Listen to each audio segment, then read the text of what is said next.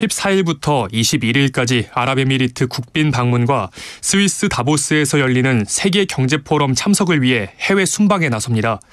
윤 대통령은 먼저 14일부터 아랍에미리트를 국빈 방문해 정상회담을 열고 양국 경제 협력 방안 등을 논의합니다. 이어 17일에는 스위스 취리히로 이동해 현지 동포 간담회를 개최한 뒤 18일부터 다보스 포럼에 참석해 국내 주요 글로벌 기업 CEO들과의 관담회, 2030 부산 세계박람회 유치를 위한 한국의 밤 행사, 다보스 포럼 단독 특별 연설 등에 나설 계획입니다. 날씨입니다. 오늘은 일부 중부 내륙 지역과 일부 남부 지방을 중심으로 고농도 미세먼지가 이어지겠습니다.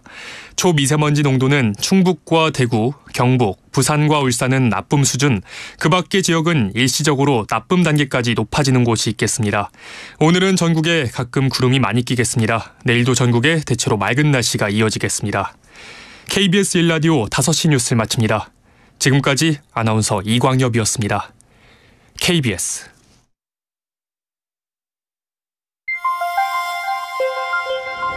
대한민국 중심 채널 KBS 1라디오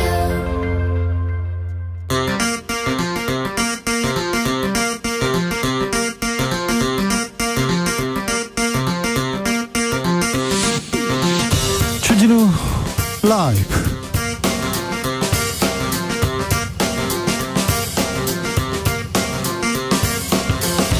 2023년 1월 10일 화요일입니다. 안녕하십니까, 주진우입니다. 더불어민주당 이재명 대표가 오늘 검찰에 출석했습니다. 포토라인에선 이 대표 소환조사는 정치검찰이 파놓은 함정이다고 밝혔습니다. 검찰 수사 이제 어디로 향할까요? 더불어민주당 박범계 의원에게 물어보겠습니다.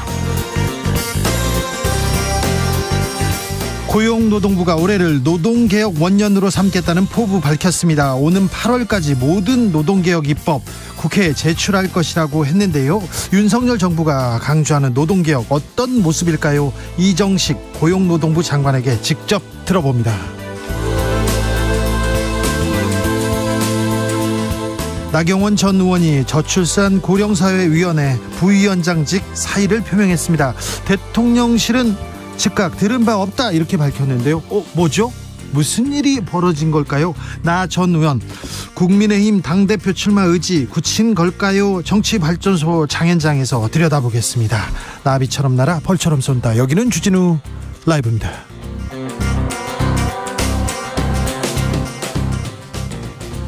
오늘도 자중차에 겸손하고 진정성 있게 여러분과 함께 하겠습니다. 최근에 더 글로리라는 드라마가 매우 큰 반응을 얻고 있다고 합니다. 학교 폭력 주제로 한다고 해서 저는 못 봤어요. 그런데 송혜교 씨가 엄청 연기를 잘했다는데 국내를 넘어서 전 세계 시청자들을 사로잡고 있다고 합니다. 대만에서는 학폭 관련된 고발글 이어지고 있고 유명 배우가 사과하는 일도 있었다고 합니다. 화제도 크고 여러 논란도 이어지는데 혹시 여러분께서는 어떤 드라마 요즘 인상 깊게 보셨습니까? 내가 본 인생 드라마 있습니까? 아직도 생각납니다. 저의 최애 드라마는 뭐다. 그렇게 하면 좀 알려주십시오. 과몰입하고 있는 장면이 있으면 또 이렇게 얘기하시고요. 얼른 추앙하라고 이렇게 문자 보내시면 됩니다. 저는 얼마 전이었나요? 지난해 DP 드라마 DP를 보고 그 권력 구조, 그 권력 구조 힘이 힘을 누르는 이런 부분에 대해서 특별히 군대에 있는, 회사에 있는, 학교에 있는 분들이 많이 보셨으면 한다 이렇게 얘기했는데요. DP 드라마 잘 봤다는 생각을 합니다. 근데 인생 드라마는 잘 모르겠어요. 최애 드라마도 잘 모르겠고요. 그런데 여러분께서 추천하시는 인생 드라마 장면 있으면요, 추첨을 통해서 3만 원 상당의 치킨 상품권 보내드리겠습니다. 예, 드라마를 잘 써봐야 되는데 저희들도 청취율 조사해서 드라마를 한번 쓰고 싶습니다. 여러분 02로 전화 오면 외면하지 마시고 이번에는 주진우 라이브 이렇게 외치시면 됩니다. 샵 9730 짧은 문자 50원, 긴 문자는 100원이고요. 콩으로 보내주시면 무료입니다. 돈 보내지 않으셔도 되고요. 네, 이렇게 응원의 목소리 하나만 모아주는 것도 좋은 언론, 좋은 방송, 좋은 프로그램을 지키는 아주 큰 중요한 걸음이 된다는 거 여러분께 말씀드립니다. 그럼 주진우 라이브 시작하겠습니다.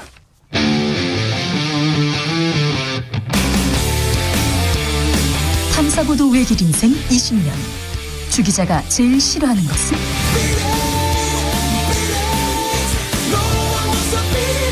이 세상에서 비리와 부리가 사라지는 그날까지. 오늘도 흔들림 없이 주진우 라이브와 함께.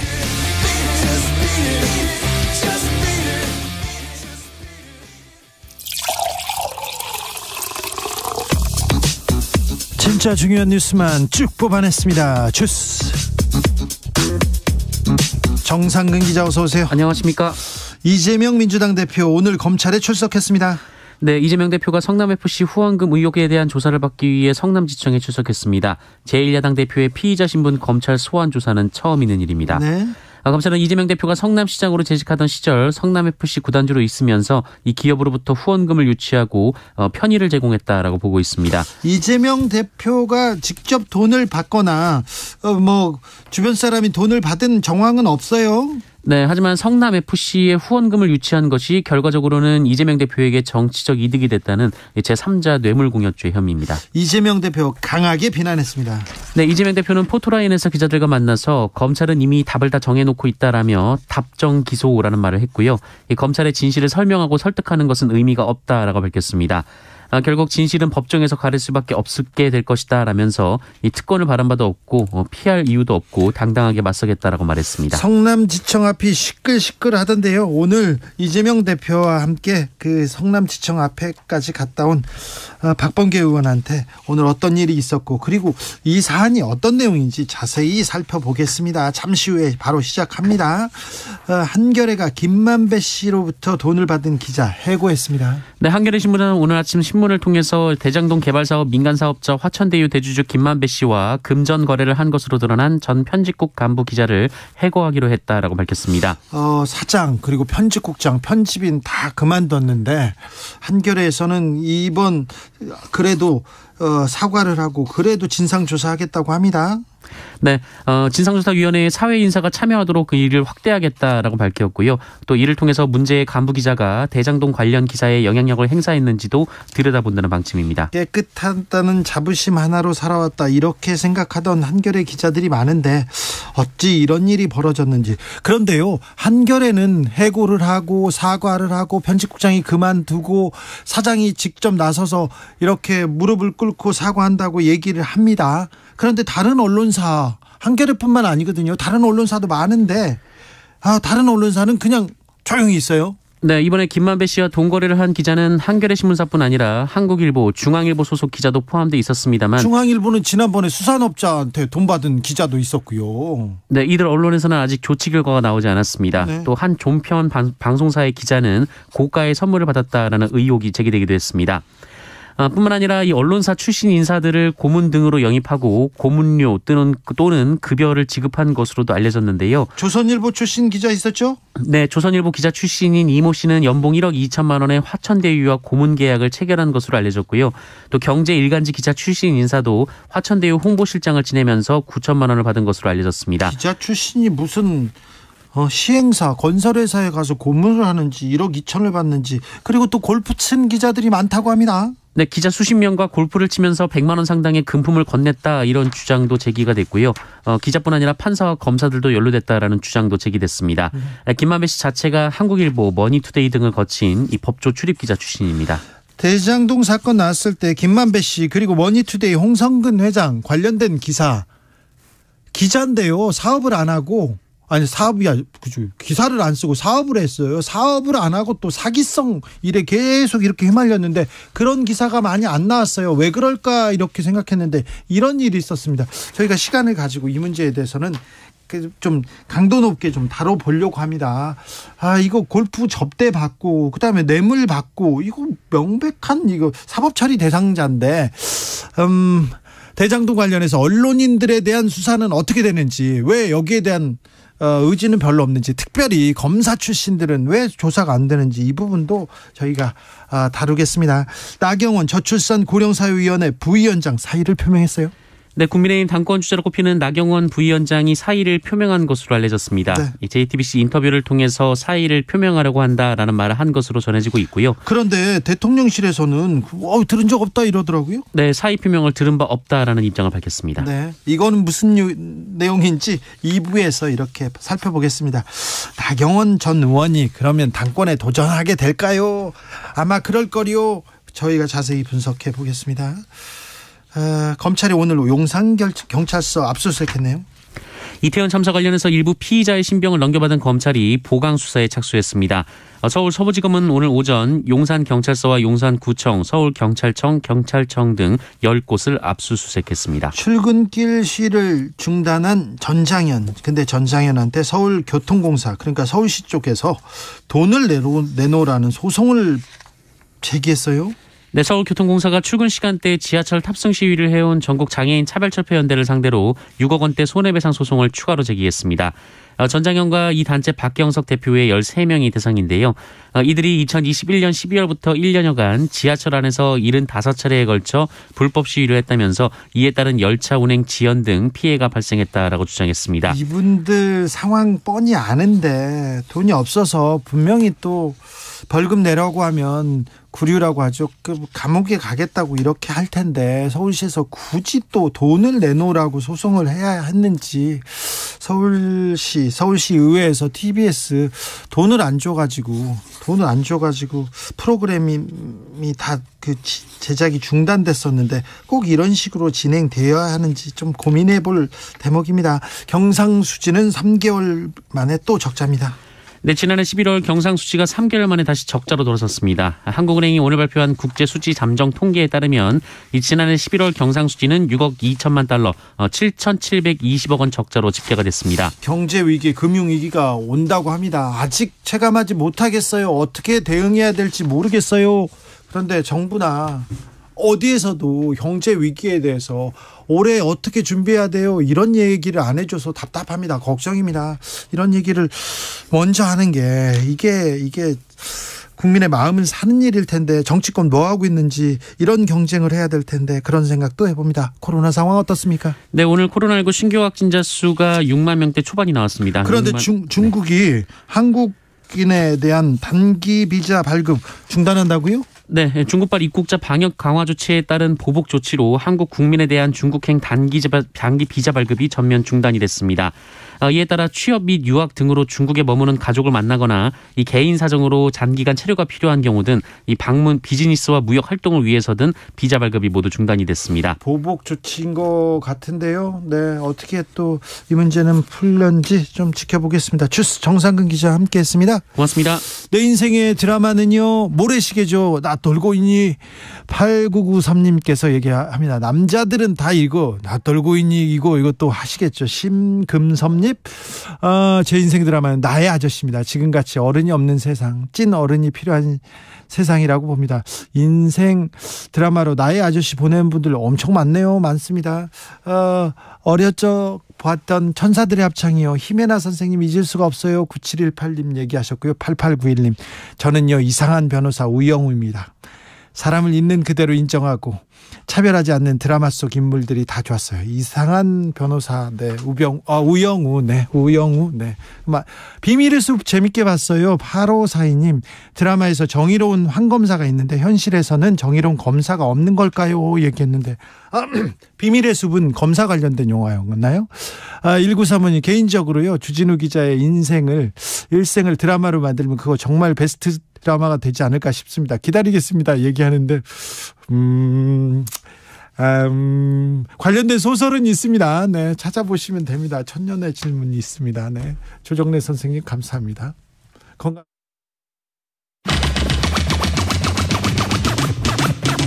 주진우 라이브.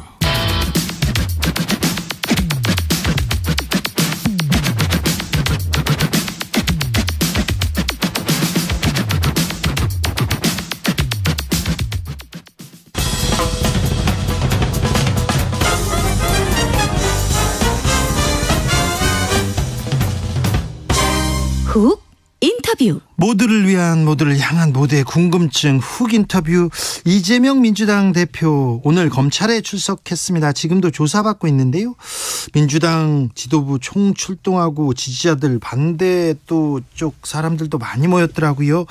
이재명 대표와 오늘 아침 동행하셨던 더불어민주당 박범계 의원과 오늘 얘기해 보겠습니다. 안녕하세요. 네, 안녕하세요. 의원님, 예. 검찰에서 제1야당 대표를 부른 게 처음입니까? 예, 공식적으로는 그런 것 같습니다. 그래요? 예전에 김대중 대통령이 아마 안기부? 네. 예, 거기 그러니까 대공수사권이 있을 때 그때 뭐 있었던 것 같은데 아마 공식적으로는 검찰에는 처음인 것 같습니다. 네. 보통 조금 중요한 인물들은 서면 조사하거나 이렇게 다른 조사를 하지 않습니까? 비공개로 이렇게 하던가. 그런데 이렇게 직접 출석하는 방식을 택한 이유는 뭐죠? 일단 대표께서는 마음속으로는 아마 출석해야 되겠다라는 생각을 일찍 하셨던 것 같고 예. 많은 의원들이 만류를 했죠. 그리고 많은 의원들의 여러 번의 회의를 거쳐서 의견들을 충분히 들었는데 어쨌든 이 수사 자체가 부당한 정치 탄압이다. 택도 없는 수사다라는 그런 생각을 갖고 있고 그것을 당당하게 알려야 되겠다. 그리고 대응을 해야 되겠다. 그런 차원이라고 생각합니다. 네. 이재명 대표 건인데 본인이 개인적으로 저지른 일인데 민주당이 왜 총출동하나 이렇게 조영 원내대표는 국민의힘에서는 약간 좀 비판하더라고요. 네. 개인 일이 아니니까 그런 건데 그거 상식적인 건데 그분들은 우리하고 상식이 좀 다른 것 같아요. 그래요? 예. 이렇게 야당의 대표를 포함해서 야당 인사들 전임 정부 문재인 정부 인사들을 뭐 어떤 내부 폭로 어떤 그 양심적 폭로에 의한 것이 아니라 네. 국가기관을 총동원해서 네. 검찰을 일중대로 하고 감사원을 이중대로 하고 기타의 뭐 국정원 경찰 3, 4중대로 하는 총동원된 탄압이 유사일에 없었습니다. 이쯤 되면 검찰이 존재할 이유가 있는가에 대한 근본적인 물음을 저는 안 할 수 없어요. 네. 친명계 좌장으로 불리는 정성호 의원도 당과 국회의원들은 민생에 집중하고 사법 리스크는 이 대표 당당하게 걱정 말라는 입장을 취하는 게 맞다. 이렇게 분리 대응하는 게 맞다. 이런 취지로 말을 했는데 이런 부분은 어떻게 보십니까?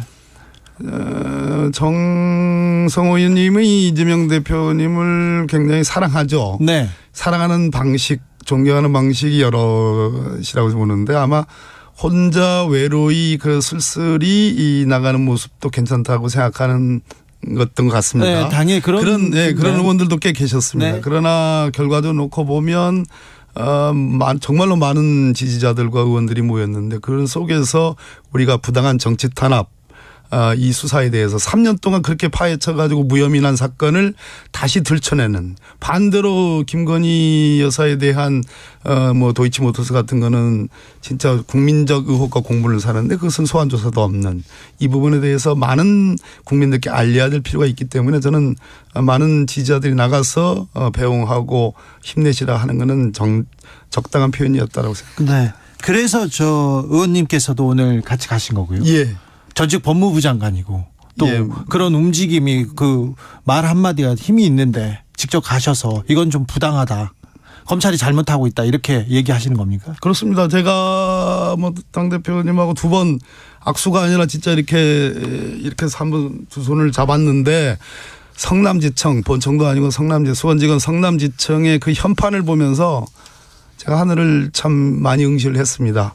우리 검찰이 오늘날 왜 이렇게 됐는가. 저는 2150명의 검사 전부의 문제라고 생각하지 않습니다.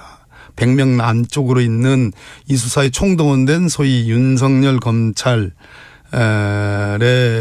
이 선수들이 도대체 무슨 확고한 신념을 갖고서 이렇게 하는가에 대해서 정말 많은 생각들을 하게 됐습니다. 네. 검찰의 존재 이유를 다시 한번 묻습니다. 이재명 대표 검찰청에 조사를 받으러 갔습니다. 그런데 뭐 저녁에 나오시거나 새벽에 오시겠죠? 조금 일찍 나올 것 같습니다. 오늘은요? 예. 네. 아마도 지금 현재 어떻게 되는지 모르겠습니다. 이것이 영향을 미치는지 모르겠어요. 방송에. 생각보다 심야 혹은 새벽에 나올 것 같지는 않고 좀 일찍 나올 것 같은데 그렇게 되면 서로 정말 이렇게 단 하나의 접점 없는 예. 평행선을 긋는 그런 수사. 그렇죠. 어쩌면은 모양 갖추기 수사가 아닌가. 다 정해놓고 하는 기소를 정해놓고 하는 수사 아닌가 하는 생각이 듭니다. 오늘 뭐 영장을 친다던가 신병 확보 그러지는 않겠죠? 네, 그러진 않을 겁니다. 네. 그런데 오늘 이재명 대표를 부른 이유가 뭡니까? 뭘 잘못했다. 이거는 법을 어겼다. 뭡니까? 정확하게. 그러니까 지금 이제 두산건설이라든지 네이버 농협 뭐 이런 등등의 여러 기업들 소위 이제 성남시에 있는 기업들에 대해서 편의를 제공해주고 특히 두산건설의 병원 부지 용도 변경을 해줘서 소위 이제 성남 FC라는 구단에 50억 정도의 광고를 줬다. 광고비를 줬다. 검찰은 그걸 뇌물로 보는 것이고요. 네. 제가 그래서 공소장 이 사건과 관련해서 모든 주무를 했던 성남시의 팀장이 있습니다. 예. 이미 기소됐습니다. 예. 그 공소장을 정면에 분석해 봤는데 그 공소장 안에도 모순이 있어요. 두 가지. 예. 무슨 얘기냐면 그 성남시에서는 15% 기부 체납 용도 변경해 주는데 15% 기부 체납 해달라 네. 요구하고 두산에서는 5%만 해달라 네. 이렇게 됐는데 최종적으로는 10%로 딱 정해졌어요. 예. 그럼 5%를 감액해 준 거 아니겠습니까? 네. 그럼 5%에 해당하는 것이 50억이 아니라 공소장의 내용을 보면 두산 쪽에서는 100억의 가치로 평가합니다. 아, 그래요? 100억의 가치로 평가해서 50억을 성남시에서 성남FC 구단에 그 광고비 조건으로 50억 달라고 하는 거는 광고도 하고 원래 예상 그 용도 변경에 따른 예상 가치보다 훨씬 적은 액수이기 때문에 이것은 굿딜, 좋은 거래. 네. 이기 때문에 라는 그런 그 좋은 거래라는 표현은 안 나오지만 이 계산 방식이 공소장에 나옵니다. 그러니까 그 50억을 5%를 그 기부 찬합해서 그 50억을 현금으로 뇌물을 줬다라는 것이 말이 안 되는 거고 예. 또 이 공소장에 처음부터 끝까지 나오는 것이 두산건설이 유동성 위기에 몰렸다. 아, 예. 2012년도부터 뭐 매해 1조씩의 무슨 차입금을 차입을 하고 2019년도에는 무려 3조 원 정도의 누적 적자가 발생했다 하는데 이 병원 부지를 용도 변경해서 용적률 상승을 해가지고 얻은 매각 차익이 얼마쯤 되는 줄 아십니까? 얼마나 됩니까? 1,770억밖에 안 돼요. 예. 매해 1조 원의 차입금을 차입을 할 정도로 재정 상황이 어렵고 네. 유동성 위기에 몰리는 두산건설이 이거 용도 변경해서 그 유동성 위기를 해결하려고 했다라고 공소장에 써놓고 예. 그래 봤자 1,770억밖에 안 된다는 겁니다. 네. 세 발이 피라는 거예요. 네. 그래서 제가 판사라면 딱 첫 공판기일 때 이게 공소장만 봐도 이상하지 않습니까? 앞뒤가 좀 안 맞지 않습니까? 네. 라는 지적이 가능한 겁니다. 크게 두 부분은 이게 공소장이 말이 안 된다. 검찰의 예, 주장이. 그렇습니다. 모순이 있습니다. 네. 그런데요. 지자체장이 저 기업체 유치하려고 하잖아요. 우리 동네로 오세요. 우리 지역으로 오면 세금도 깎아주고 뭐도 해줄게요. 이렇게 얘기하는 건데 다 그러죠. 비슷한 내용이지 않습니까? 다른 지자체도 뭐 프로 구단을 운영하는 데는 시민 더 구단을. 예? 예. 그러면요. 그런 사안으로 다른 사안으로 이렇게 사법 처리된 경우가 있었습니까? 지금 저 비율을 이제 경남 같은 경우에 홍준표 지사가 있을 때 STX한테 꽤 많은 돈을 네. 수십억을 받은 그게 있지 않습니까? 경남 FC. FC 앞에 STX 쓰고 다녔어요. 광고하잖아요. 네. 그러니까 홍준표 지금 이제 시장이시지만 그건 대가성이 없다고 그러는데 다 그런 식으로 관내 기업들한테 그러면 STX가 경남도로부터 각종 민원이나 편의를 받은 게 없다는 얘기입니까? 있을 거 아니겠습니까? STX는 굴지의 조선사이지 않습니까? 네. 그러니까 이해관계가 있는 거예요. 민원이 있는 거예요. 그것이 그렇게 치면 다 뇌물에 걸리는 거죠. 왜? 마찬가지로 대구 FC도 마찬가지. 그런데 왜 성남 FC만 문제가 됐을까요? 수사를 하니까 문제가 되는 거죠. 색안경을 끼고 무혐의 된 것을 3년 동안 수사해서 무혐의 된 거를 다시 불러일으키려고 하는 그래서 저희들이 정치 탄압이라고 얘기하는 겁니다. 대장동 사건에 대해서 검찰이 그간 속도를 냈었는데 정작 소환은 FC 성남 후원금 의혹입니다. 이거는 어떻게 봐야 됩니까? 모양이 한참 빠지죠. 지난 대선을 관통했던 큰 사건들은 대장동, 도이치모터스, 뭐 고발사주 뭐 이런 것들 아니겠습니까? 예. 그런데 성남 FC 건은 그 뭐 성남 지청의 차단 검사 건에서 불거진 문제이긴 하나 아까도 말씀드렸듯이 무혐의 된 것을 다시 불러일으킨 거 아니겠어요? 예. 그런데 이걸로 소환을 하고 뭐 지금 뭐 구속영장 이런 얘기들도 나오는데 제가 볼 때는 대장동 사건에서 암초에 부딪혔다. 네. 뭔가 새로운 검찰이 돌파해야 될 여러 가지 난관들이 생겼다. 그중에 대표적인 것이 김만배 씨가 자살을 기도했었고 최근에 나오는 것은 이런저런 매체들에서 소위 검찰 고위직에 대한 로비 정황들이 나온다든지 녹취록에 또 판검사들의 무슨 뭐 골프비니 뭐 등등 나오고 심지어 기자들에 대한 그러한 여러 많은 액수의 그런 얘기들이 나오지 않습니까? 이 부분도 수사해야 될 거 아닙니까? 그 근거들이 녹취록이에요. 네. 대장동 녹취록입니다. 그것이 유일한 물증이고 지난 검찰 수사팀 서울중앙지검의 지금 수사팀이 아닌 지난 수사팀이 그 녹취록에 기반해서 한 수사의 결과를 지금 뒤집으려고 하니까 즉 유동규 남욱의 진술에 근거해서 뒤집으려고 하니까 무리가 생기는 거죠. 무리가 생기는 거예요. 그런 속에서 지금 성남FC가 먼저 오는 거고요. 네. 그래서 대장동 건은 뭐 지켜봐야 되겠습니다만 제가 보기에는 상당한 혼선과 난관에 지금 직면하고 있는 거 아닌가 하는 생각이 듭니다. 오늘 검찰이 경찰한테 이재명 아들 불법 성매매 의혹도 재수사하라 이런 지시 내렸다고 보도 나왔어요. 그러면 검찰이 계속해서 이재명 대표 주변만 이렇게 계속 수사하고 있다 이렇게 보시는 건가요? 그래서 저희들은 정치 보복이라고 하죠. 국민들도 그렇게 생각합니다. 검찰이 정치 보복하고 있습니까? 그렇습니다. 정치 수사하고 있습니까? 정치 수사하고 있죠. 법무부 그걸 우리 주진우 기자님 모른다는 말씀 아니 알죠. 알지만 묻는 거잖아요. 자, 그죠? 예. 그런데 법무부 장관으로 검찰을 지휘하기도 했잖아요. 네. 근데 왜 검찰을 조금 좀 공정하고 국민의 검찰로 좀 데려왔어야지 왜 이렇습니까? 검찰 개혁하겠다고 했는데 검찰 개혁이 왜 이렇게 안 된 겁니까? 검찰 70년 사입니다. 네. 이 검찰 조직이 저는 뭐 이런 검사 저런 검사 있고 많은 검사들이 저는 좋은 검사들도 꽤 있다고 생각합니다. 그러나 이 특수 수사를 하는 검사들 또 과거에 한때는 공안 수사를 했던 검사들이 갖고 있는 집단의식 윤석열 대통령이 그랬죠. 사람에 충성하지 않는다고. 네. 예. 그러나 그건 거꾸로 얘기해보면 조직에 충성한다는 해석을 많이 했었는데 이 검찰 조직의 뿌리가 깊고 넓다. 그 속에서 정권까지 지금 검찰 정권이 만들어진 속에서 네. 검찰 개혁이라는 것이 참으로 근본적으로 제가 그래서 오늘 시작하자마자 검찰의 존재 이유를 묻습니다라고 하지 않습니까? 네네. 오늘 소환 조사 이후에는 어떻게 됩니까?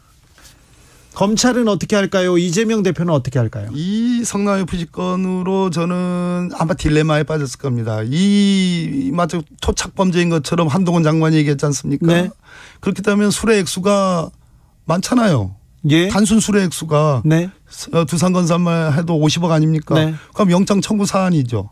그런데 아까 조금 제가 말씀드렸듯이 이 사안으로 영장을 청구하는 게 모양이 빠진다. 그런 느낌이 들어요. 예. 여러 가지 충분히 납득할 만한 해명이 가능하고 여러 동종 케이스들을 비교해 봤을 때 과연 이것만이 문제냐. 삼성한테 반도체 지원 또는 뭐 여러 가지 R&D 조세 감면을 위해서 정부와 국회가 지원을 해준다고 봅시다. 네. 그러면 삼성이 외교 정책에 정부의 정책에 협조해 가지고 미국의 반도체 투자를 한다고 하면 그러면 미국 정부가 제3자 뇌물 수뢰입니까? 그러니까요. 네.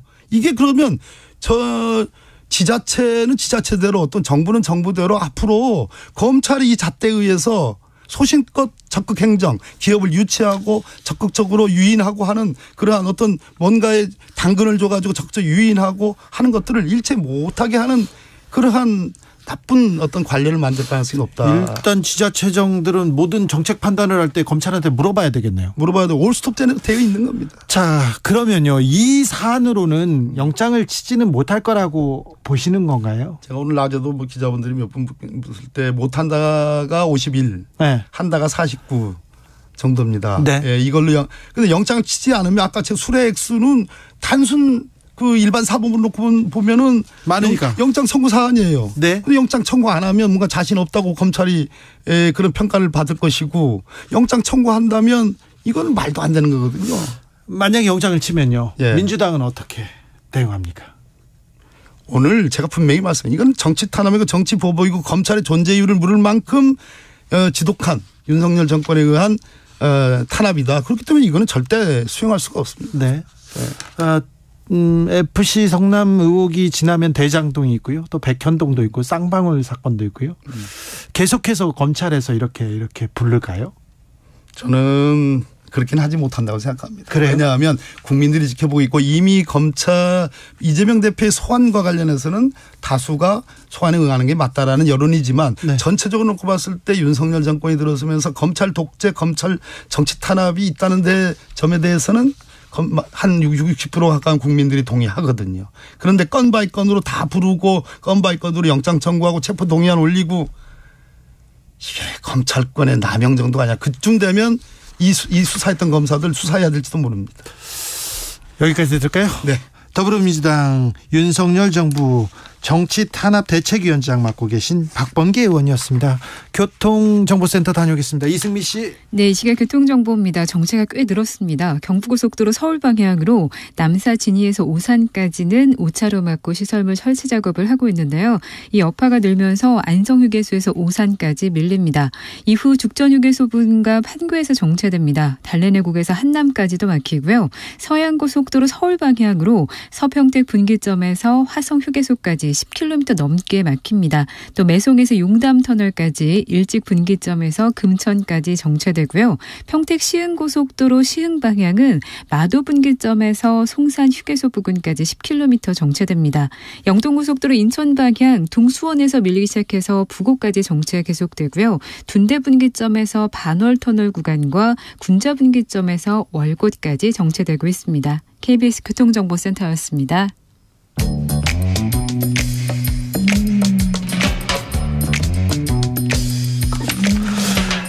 오늘의 정치권 상황 깔끔하게 정리해드립니다. 여당 야당 크로스 최가박과 함께 최가박당. 여야 최고의 파트너입니다. 주진우 라이브 공식 여야 대변인 두 분 오셨습니다. 최영두 국민의힘 의원 어서 오세요. 네, 안녕하십니까. 박성준 더불어민주당 의원 어서 오세요. 네, 안녕하세요. 바쁘시죠, 연초에? 예. 연초에 무슨 일로 바쁘십니까? 연초에 이제 지역에 인사도 하고 또 이제 시장도 다녀보고 요즘 체감 경기가 너무 나빠서 걱정입니다. 그 네. 경기가 나쁘고 금융 위기가 온다는데 네. 정치권에서 이런 데에 대해서 정부에서 이 민생 챙기는 그런 거 준비하고 있죠. 우리 국회가 너무 이 문제와 달리 지금 당 대표 리스크를 민주당이 공연히 따나 저렇게 하고 있죠. 참 걱정이 많습니다. 그래서 사실 좀 집중해야 되는데 네. 상임위 중심으로 경제 현안도 살피고 해야 되는데 네. 국회가 자꾸 이렇게 민심과 유리되어 있는 게 걱정입니다. 그렇죠. 오늘 이재명 민주당 대표 검찰 출석했습니다. 네. 어떻게 보셨어요, 최영도 의원님? 그래서 이게 참 우리 법치 국가에서 생각해 볼 문제인데 참 이재명 딜레마입니다. 말하자면은. 그러면은 이재명 대표는 야당 대표이기 때문에 이런 모든 범죄 혐의에 대해서 수사하지 말아야 되느냐, 기소하지 말아야 되느냐. 그럴 수 없는 거 아니겠습니까? 그렇죠. 현직 대통령도 탄핵 소추를 당하는 세상입니다. 네. 그리고 전직 대통령도 재직 중에는 소를 소추당한 일을 면제하고 형벌을 받는 일은 없겠지만 내후 그것도 아주 국가를 반란을 기도하면 또 반드시 처벌됩니다. 그런데 네. 그런데 야당 대표라고 해서는 안 된다. 초유엘이다. 초유엘은 무슨 초유엘입니까? 맨날 있는 일인데. 그런데 그 이재명 예외주의를 하자는 것이냐. 난 그 논리가 이야기가 안 되고 이건 만일 어떤 분은 이러시더라고요. 그러면 이재명 대표가 되었으면 이런 일이 없을 거라는데 이재명 대표가 대통령스럽 되어서도 끝난 뒤에 이명박 대통령처럼 다시 10년 뒤에도 기소당할 일은 다 기소당합니다. 그게 법치고요. 누구도 예외가 없는 겁니다. 그리고 또 하나는 안타까운 것은 이 사건을 윤석열 대통령이 들어서서 이 국민의힘이 여당이 되어서 시작된 일이 아니지 않습니까? 지지난해부터 민주당 경선 과정에서 불거져 나오고 민주당 내에서도 걱정하던 일 아닙니까? 어쨌든 이제는 수사가 시작되었으니까 출석을 했으니까 네. 이재명 대표도 더 이상 당의 방탄을 벗고 당당하게 지금 자신만만하지 않습니까? 그래서 사탕 하나 얻어먹은 거 없는데 당당하게 그 검찰 수사에도 임하고 재판에도 임해서 본인의 결백을 입증하고요. 이제 더 이상 민주당도 방탄에 이렇게 나서 가지고 국정을 외면하는 일이 없기를 바랍니다. 박성준 의원님. 일단 국민의힘 관련된 얘기를 좀 먼저 할게요. 네. 제가 1월 8일 날 고위 당정 회의를 하더군요. 그 국민의힘 네. 그 윤석열 정권에서 네. 저는 깜짝 놀랐어요. 2023년 고위 당정 회의의 안건 자체가 뭐였냐면 지방대학 육성 문제였나 하고 네. 부산 엑스포 2030 유치 문제더군요. 네. 지금이 이 문제도 중요하죠. 네. 그런데 2023년 첫 고위당정 회의에 지금 말씀하신 것처럼 금융위기라든가 경제위기를 어떻게 하는지 단기 처방과 장기에 대한 문제의 처방들에 대해서 얘기를 했어야 되죠. 가장 국정 현안이 무엇인가에 대해서 고위당정에서 발표가 있어야 되는 건데 제가 보니까 부산 엑스포는 여야가 같이 하는 거 아니겠습니까? 네. 지방대 육성 관련된 부분은 장기적으로 해야 될 문제 아니고요. 단기 처방에 대한 내용도 하나도 없고 그래서 이 고위당정 회의를 왜 했나 할 정도로 저는 참 아니라는 생각을 갖고 있구나. 역시 윤석열 정권 준비가 안 됐다라는 것을 2023년 첫 고위당정 회의에서 다시 한번 확인했고요. 지금 저 최영도 의원님 말씀하신 국회가 역할을 해야 되는데 예. 이재명 방탄 때문에 민주당 때문에 못하고 있다는 얘기는 어떻게 생각하시는지요? 먼저 방탄이라는 용어는 뭐냐면 죄가 있다라는 전자에서 들어오는 거잖아요. 항상. 국민의힘은 그렇게 출발을 했죠. 그렇게 프레임을 씌워서 항상 그런 문제를 접근했죠. 지금 검찰 수사와 관련해서 지금 검사 한 60명, 수사 한 수백 명이 들어와 가지고 지금 윤석열 정권 들어와서 뭐 했습니까? 지금 제가 말씀한 고위당정 회의 안건 제대로 된 내용도 하나 없듯이 뭐만 했냐면 수사만 했단 말이에요. 수사만 지금 8개월째 하고 있어요. 올해도 2024년 수사만 하겠죠.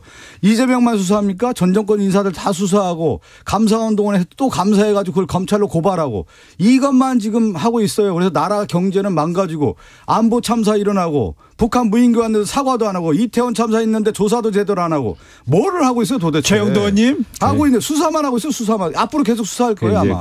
박 의원 민주당 일부 의원들한테 그렇게 보이는 모양인데 얼마나 나라가 힘듭니까. 퍼펙트존 맞아가지고 천조 넘은 국가 부채 빚을 맞아서 지난 5년 동안 군사훈련 안 해서 국가 참 방공망이 뚫릴 위기에 처하고. 또 남탓합니까? 그러니까 이게 쭉 이어지는 거니까 민주당도 좀 이제 방탄 그만하고 방탄했지 뭐 왜 처음부터 그 사법 리스크라는 것도 우리가 이야기했습니까? 민주당 내에서 이재명 대표 나오면 안 된다 그래가지고 이재명 대표 개항갑 나간다고 민주당의 이재명 대표 원래 참 도와주던 의원들도 이재명 대표 떠나지 않았습니까? 지금 그런 정도로 진짜 민주당도 최근에 쭉 여론조사 갤럽 여론조사가 계속하자 보면은 우리 당이 잘하는 게 하나도 없어요. 우리 당도 위기에 처해서 힘든데. 민주당보다 지지율이 높습니다. 계속 서울에서 보면 특히 서울에서 우리 당이 지지율이 높다는 참 이례적인데 그 민주당도 이제 좀 민심을 보고서 좀 이제 제발 저는 최영도 의원님 제발 좀 그렇게 안 했으면 좋겠습니다. 지금 이 순간에 지지율 얘기하면서 우리 보고 얘기하는데 역대 정부에서 역대 정권에서 이렇게 저조한 지지율로 대통령이 출발하는 경우 국민의 신뢰를 다 잃은 거죠. 거기서부터 반성하고 출발해야죠. 뭘 지금 야당 탓을 합니까? 최영도 의원님. 잠깐만. 그리고 무인기 관련된 부분에서도 지금 팩트체크 제대로 하나도 못하고 있어요.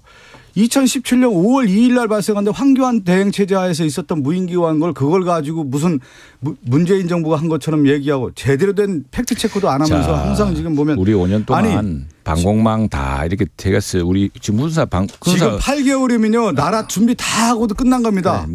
뭘 지금 하나도 못하고 정부를 맡았으니까 무한 책임을 지고 있는 거고 그거는 뭐 당연한 일이죠. 당연한 일인데 다만 우리가 이야기하고 싶은 것은 국가 방위라든가 이런 안보 체제라든가 이런 것들이 일조일석에 키워지는 게 아니라는 겁니다.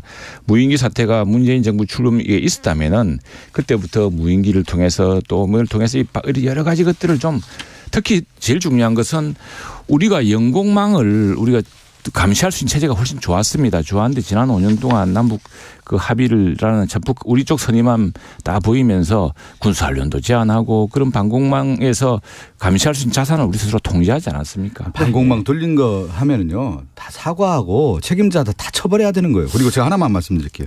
성남 FC 건 관련해서 지금 말씀하셨을 때 이미 수년간 해서 무혐의 처분난 거 아니에요. 그런데 검찰 정권이 들어서면서 검찰에서 다시 보안 수사해서 이거 다시 털어야 되겠구나. 말도 안 안 되는 거 아닙니까? 자, 지금. 박범계 의원하고 그 부분 그 얘기는 충분히 얘기했으니 했으니까요. 자, 예. 최영두 의원께서 여론조사 얘기를 해가지고 개요는 말씀드려야 됩니다. 네, 여기는 갤럽 공정을 얘기. 생명으로 하는 맞습니다. KBS니까요. 한국갤럽이 지난 3일에서 5일 조사한 정당 지지도 이렇게 봤더니 국민의힘이 35, 더불어민주당은 33입니다. 자세한 내용은 중앙선거 여론조사 심의위원회 홈페이지 참조하시면 됩니다. 놀라운 일입니다. 참 우리 당은 못하고 민주당 좀 있는데. 분발해야 될 것 같습니다. 1457님께서 네. 박성준 의원님 당대표 리스크 되도록 빨리 정리하셔야죠. 민주당 빨리 새 출발해서 민생 챙겨주세요. 이런 얘기하는데 어떻게 생각하세요? 지금 뭐 국민의힘도 그렇고 남탓하지 마시고. 아니 국민의힘도 그렇고 윤석열 정권 들어와서 모든 문제를 이재명 당대표라는 거죠. 사필 규명하고 있잖아요. 모든 문제를 이재명으로. 사필 규명이요? 네, 사필 규명이다. 사필 규정이 돼야 되는데 사필 규명으로 이재명 대표를 엮어서 모든 것을 지금 그걸 만들어가고 있잖아요. 네. 그런데 문제가 가장 큰 문제는 뭐냐면 국민의힘의 전략은 그거죠. 당과 이재명 대표를 분리시켜서 결국에는 분열시키려고자 하는 전략이고 그것이 검찰 수사를 통해서 정적제가 한 거 아니겠습니까? 야당 탄압이고. 그런데 그거에 대해서 당당히 맞서야 되는 것이죠. 그리고 그동안의 어떤 수사라고 하는 것이 얼마나 부당한 수사인지 국민들이 다 알고 있는 거 아니겠습니까? K8377님 질문하십니다. 최영도 의원님. 네. 당대표 검찰 조사할 수 있어요. 있습니다. 그런데 현직 대통령 부인 이제 주가 조작 왜 이렇게 수사 안 하죠? 이렇게. 그거야말로 10수년 동안 대통령하고 결혼하기 전 일입니다. 탈탈 털어가지고 먼지까지 다 해놓고 지금. 그러니까 나는 민주당이 자꾸 그런 뭐 해놓으면 고정 레파토리 몇 가지 하는 레파토리가 있는데 그게 문제가 되면 어떻게 덮을 수 있겠습니까? 그리고 박범계 장관 조금 전에 나왔는데 그 앞에 추미애 장관 그 시절에 뭐 대검찰청 자기 친추 검사인지 친박 검사인지 해가지고 윤석열 총장 온 집안을 다 뒤지고 몰아내려고 그 얼마나 애를 썼습니까? 중앙지검장 검찰총장이 윤석열 지금 대통령 아니에요. 자기 부인 수사를 안 한 거 아닙니까? 그렇게 봐야죠. 검찰도 하고 직무 정리도 시켰는데. 언론인 선배들이니까 또 물어볼게요. 언론인 출신으로서 네. 김만배 씨 언론계 로비 이거 어떻게 보셨습니까? 좀 심각합니다. 사실은 저희가 기자를 우리 박성중 의원님이나 저나 언론인을 할 전에는 사실은 뭐 군부 통제 시절에 들어는 이제 뭐 촌지도 있고 촌지 문화가 있었어요. 예. 제가 입사하기 전에 이럴 때 보면은 들어 그 흔적도 좀 보고 했는데 가끔 기자실에 뭐 그런 인사도 있고 했는데 그게 없어졌습니다. 문민정부 들어서면서 철저하게 금융실명제 들어오고 그런 비자금을 만들어낼 방법이 없어요. 기업이나 뭐 돈 줄 사람들이. 그랬는데 정말 이거 20, 30년 만에 이례적인 일입니다. 그래서 그건 한번 우리 언론을 위해서도 난 수많은 언론들은 대부분 이와 무관할 거라고 봅니다. 그런데 그 취재는 하지 않고 이런 로비와 이런 걸 했던 이제 김만배라는 사람이 이렇게 화천대유라는 어마어마한 수익을 얻으면서 그걸 감추기 위해서 돈을 이렇게 막 이것저것 뿌리고 하는 것 정황들이 드러나는데 그래서 굉장히 좀 심각한 문제고 아마도 한 20년 동안 없던 일이 새로운 현상이 생긴 것 같습니다. 제가 이제 들어보니까 이제 그 정치 예를 들어서 여의도 정치는 서로 크로스 체크를 다 하거든요. 네. 서로 하면서 여야도 있고요. 또 많은 사람들이 와서 이제 그 관심 있게 모든 이슈에 대해서 있기 때문에 어떻게 보면 뭐 기자들 서로들 또 경쟁하고 그런 구조인데 검찰 같은 경우는 그렇게 돼 있다고 하더라고요. 보니까 검찰의 뉴스라고 하는 것 자체가 독점적 구조잖아요. 예. 그 구조에 있다 보니까 실질적으로 그 구조에 있는 언론 환경도 어떻게 보면 쌍방인가 크로스 체크가 되는 게 아니고 일방적으로 좀 혜택을 주거나 혜택을 받는 구조 형태가 되다 보니까 이런 형태가 좀 나올 수 있는 구조적인 문제가 있는 것이죠. 어떻게 보면.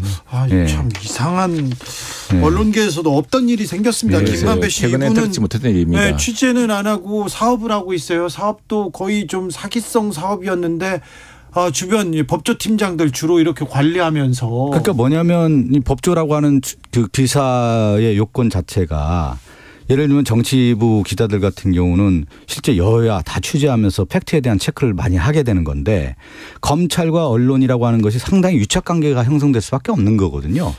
그런 가운데 제가 얘기 들으면 그렇기 때문에 예. 김만배도 검찰 법조 출입 기자 아니었습니까? 예. 검찰 출입 기자로서의 그 독특한 문화가 있는 것이죠. 그 어떻게 보면 일방향 구조가 될 수가 있는 거 아닙니까? 그런데 최근에 그 돈 받은 사람 보면은 묵직하게 뭐 억대 한위가 지금 나오고 있지 않습니까? 법조 제가 알기로는 법조 출기한 사람들이 아니에요. 그분들이. 아닌 걸로 아는데. 이 얘기는 제가 나중에 하겠습니다. 그래서 나경원 전 의원은 어떻게 안 됩니까? 그걸 왜 저한테 묻습니까? 물어봐야죠. 지금 근데 첫 번째 네? 이게 제가 우리 당의 그 전당대 선관위원이어서 그렇습니까? 예, 그 뭐 후보의 문제 이런 건 언급하지 않고 네. 다만 오늘 언론 보도에 보면은 이제 사의를 표명하면서 했던 이야기가 대통령께 뭐 송구하다 했습니까? 뭐 그런 취지였죠. 뭐냐면은 이제 저출생 고령화 위원회라는 게 큰 부총리급 엄청나게 중요한 일을 했는데 기자 간담회에서 이제 그러면은 우리 저출생 현상을 타개하기 위해서 젊은 부부나 젊은 층에게는 뭐죠 그 대출 부채 탕감이라고 했습니까? 부채 탕감이요. 네, 부채 탕감이라는 혁신적 아이디어 같은 것도 생각하고 되겠던 것 같아요. 그런데 이게 자칫 이제 비중이 있는 자리다 보니까 이게 정책으로 비칠까봐 대통령실에서 서둘러 부인을 했습니다. 이 과정에서 이제 조금 혼선이 있었는데 그런 과정에 대해서 아마 나경원 대표가 책임 자리에서 그 무리를 빚어서 송구하다 이래서 그런 사의를 표시한 것 같고 이 정책을 둘러싼 그 문제는 뭐 서로 소통도 하고 해서 그래서 그 문제는 지금 우리가 저출생 고령화 또 기후 문제라고 하는 우리 국가 최고의 그 과제를 이제 정치인 출신의 나경원 전 대표가 맡은 만큼 그 문제에 대한 어떤 공적 책임, 그 문제를 계속 어떻게 해야 될 것인가 이런 문제가 둘러싸고서 어떤 뭐 주의가 있을 거라 생각합니다. 제가 볼 때 쉽게 얘기해서 관계 없다 생각해요. 저는. 나경원 위원장이 그 친윤이죠. 친윤계들이 볼 때 설친다고 본 거예요. 그래 제가 한 말씀 드릴게요. 전당대회 제가 한번 말씀 좀 드릴게요. 전당대회라고 하는 것은 공정한 경쟁 아니겠습니까? 예? 공정, 경쟁, 투명성, 공정성을 담보를 하는 건데 지금 국민의힘 전당대회는 뭐냐면 담합 구조예요. 그들만의 리그전. 그 누구냐면 친윤이라고 하는 것이죠. 전당대회라고 하는 것은 결국은 뭐냐면 민심을 받들어서 당심으로 가고 그것을 통해서 축제의 분위기를 만들어야 되는데 지금 거꾸로 가고 있단 말이에요. 윤심이라고 하는 사람이 한 사람 꽂아서 당심이 따라와야 되고 민심도 따라와라 이런 식으로 가고 있단 말이에요. 거꾸로 가고 있어요. 민심을 따라가는 게 아니라 윤심을. 그러니까 박근혜 전 대통령 당시에 친박을 넘어서 진박 논란이 있었잖아요. 그거보다 더 심한 거예요 지금 볼 때. 그리고 이렇게 하려면 체육관 선거하는 게 낫죠. 한 사람 꽂아가지고 이 사람 투표하라. 그래서 90% 이상 넘게 해서 그 사람에게 정당성을 주는 게 맞죠. 지금 이렇게 공정한 경쟁에서 유승민 제끼고 나경원 설치는구나. 이게 나경원도 제거시키고 그래서 누구 하나 마음에 드는 사람 하나 해서 당대표 만들어서 우리끼리 하자. 이렇게 가는 거로 지금 가고 있는 거 아니에요. 그렇게 읽혀지고 있는 거 아니겠습니까?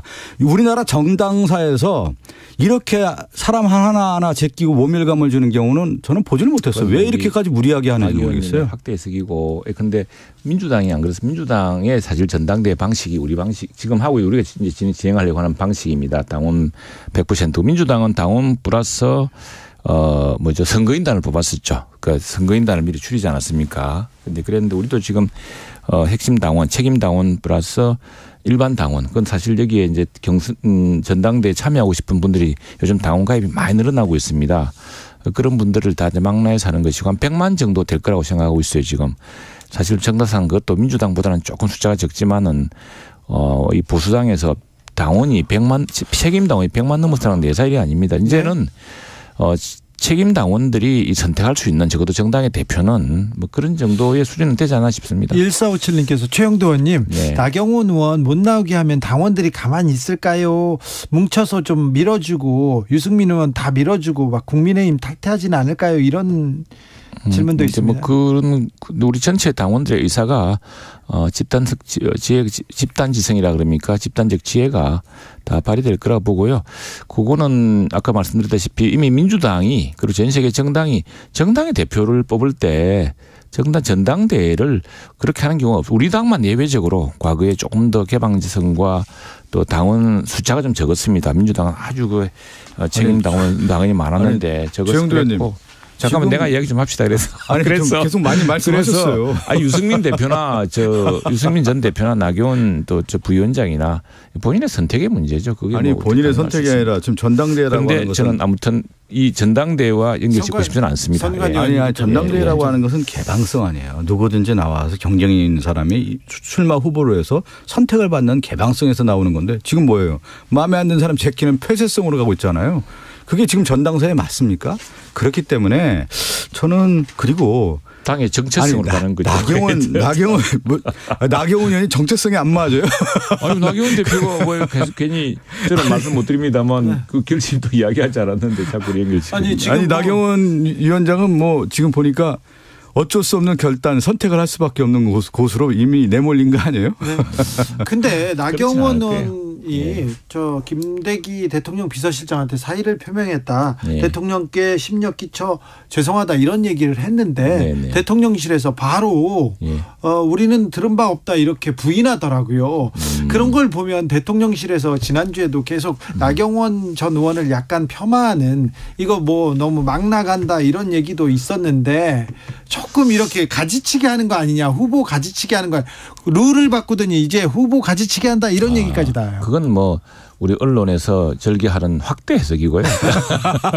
그렇습니까? 확대 해석이고 또 뭐 하고 싶은 축소 해석입니다. 하고 싶은 대로 해석이고 그 정확한 것은 이제 대통령실로서는 좀 정확한 이야기를 해야 되니까요. 근데 뭐 사의 표시라는 것이 그러면 어떤 식으로 왔는지 또 했다고 하는데 실제로 이제 그 전달 과정에서 못 들을 수도 있고, 근데 그 과정은 대통령실과 이제 나경원 부위원장 간에 새로운 또 소통이 있겠죠. 저는 예. 국민의힘에서 그 뭐라고 할까요? 쓴소리라고 할까요? 왜 없는 거예요 도대체? 왜 그러냐면 민심의 1등 후보 유승민 후보는 제꼈어요. 근데 당심에서 1등하는 나경원 제끼려고 하고 있잖아요. 지금 이미 제꼈다고요.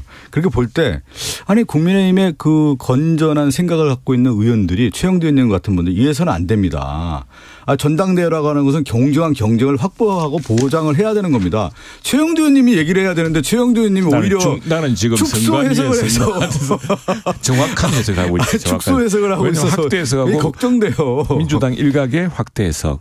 그다음에 그리고 그 옛날에 경강부의 그 국민의힘 안에서 예전에도 소장파 의원들이 있었거든요. 소장파에는 왜 지금 총선 앞두고 있어서 그런지 근데 요즘은 상당히 보면은 그렇지 않습니다. 그거는 우리 친윤을 넘어서 윤핵관 목소리만 있는 것 같은 느낌이에요. 그렇지 않고요. 보면은. 그건 뭐 실제로 우리 그 단백만 당원들이 책임 당원들이 들으면은 정말 그 갈리신데 이제는 예전에 뭐 의원이나 또 당의 위원장 뜻대로 그 당원들이 투표하지 않습니다. 예. 이제는 그러게요. 당권은 어디로 갈지 좀. 그럼요. 네. 모릅니다, 지금. 마지막으로 하나만 네네. 물어볼게요. 오세훈 시장, 전장현 갈등이 좀 심화되고 있는데 전장현 그 회원들한테 오세훈 시장 서울교통공사에서 6억 원 손배소했더라고요. 이건 어떻게 보셨는지?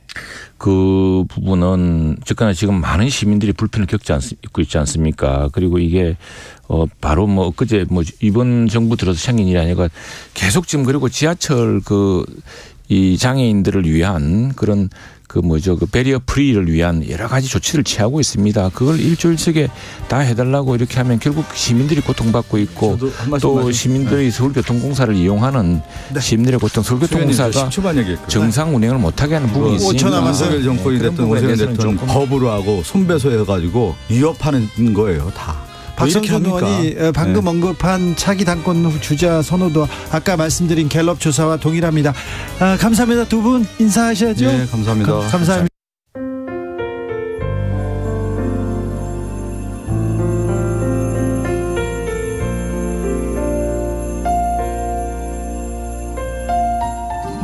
KBS 라디오 연중기획 희망충전 대한민국 516번째 이야기. 안녕하세요. 아나운서 이현주입니다. 초등학교 3학년 제1이는 매일 밤 울면서 잠이 듭니다. 이혼 후 멀리 떨어져 사는 엄마의 빈자리가 너무 크게 느껴지는 제1이. 1살 터울의 형과 아빠가 아낌없이 사랑을 주고 있지만 그럴수록 제1이는 엄마가 더욱 그립습니다. 온 몸에 혹이 생기는 희귀병 황색종을 앓고 있는 아빠는 날이 갈수록 증세가 심해지면서 걱정이 더 늘어가고 있습니다. 직업을 구할 때마다 번번이 퇴짜 맞는 일은 이미 일상이 된 지 오랜데요. 아이들에게 힘이 되지 못하는 현실에 미안한 마음이 앞섭니다. 제1인의 가족이 불안한 생활을 벗어나서 하루빨리 안정을 되찾을 수 있도록 여러분이 힘을 모아주세요. 여러분의 따뜻한 손길이 희망의 빛이 됩니다. ARS 060-700-1580 060-700-1580 한 통화 3,000원으로 희망을 선물해 주세요.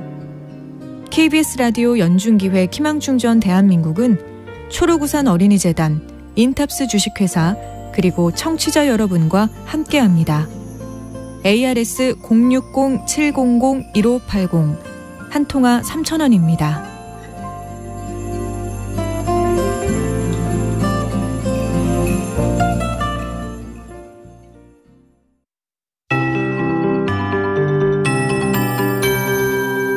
KBS 58분 날씨. 아침 추위는 온데간데 없고 낮 동안 한겨울 맞나 싶을 정도로 포근했습니다. 서울의 낮 기온이 9.1도로 평년 기온을 7.4도나 웃돌았습니다. 대부분 지역 평년보다 4도에서 8도 높은 낮 기온을 기록했습니다. 남부지방은 10도 넘는 곳이 상당히 많았습니다. 이렇게 내일과 모레 기온이 평년보다 5도에서 10도가량 높겠습니다. 비교적 따뜻한 겨울이 될 듯 싶습니다. 전국 대부분 지역의 낮 기온이 당분간 10도 이상을 유지하겠는데요. 하지만 강이나 호수 등의 얼음이 녹아 깨질 수 있어서 안전사고에 유의하셔야겠습니다. 현재 서울 등 서쪽 일부 지역의 초미세먼지 농도가 높습니다. 앞으로 보통 수준 유지하면서 일부 중서부 지역만 그간 축적분으로 인해서 대기가 좀 탁하겠습니다. 내일도 이 같은 양상은 지속되겠습니다. 내일과 모레 계속해서 맑은 날씨가 이어지겠습니다. 내일 새벽부터 아침 사이 내륙을 중심으로 짙은 안개가 낄 것으로 보이니까 주의하셔야겠습니다. 또 내일 오전까지 동해안에는 너울이 유입됩니다. 해안가 안전사고에도 유의하셔야겠습니다. 내일 아침 기온은 서울 영하 2도 등 전국적으로 영하 8도에서 영상 4도 분포, 낮 최고 기온 오늘과 비슷해서 서울 9도 등 6도에서 15도로 포근하겠습니다. 한편 영동과 경상권 해안에 건조특보 발효 중입니다. 화재 예방에 신경 쓰셔야겠습니다. 지금 서울의 기온은 4.1도입니다. 강혜종입니다.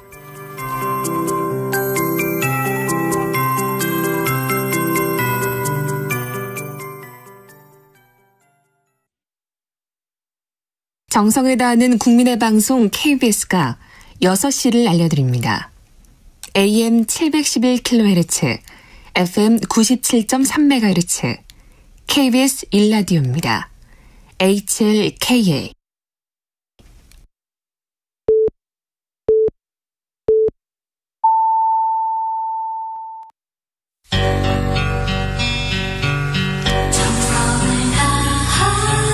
정성을 다하는 국민의 방송 KBS 주진우 라이브. 그냥 그렇다고요.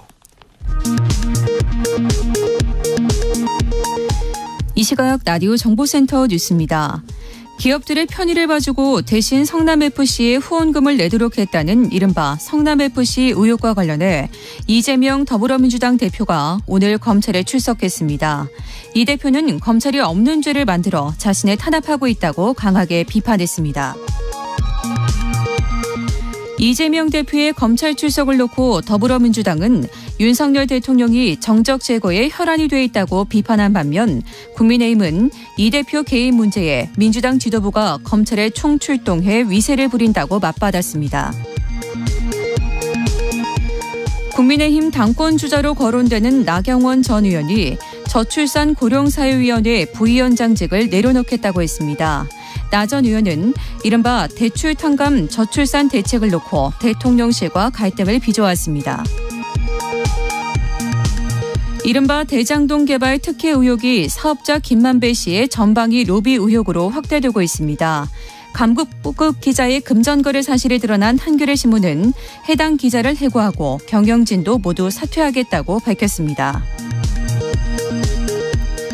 국회 사무처가 의원회관에서 전시될 예정이던 정치풍자 미술작품들을 기습 철거한 것과 관련해 해당 작품 작가들이 국회를 상대로 법적 소송을 하겠다고 밝혔습니다. 지금까지 라디오 정보센터 뉴스 정한나였습니다.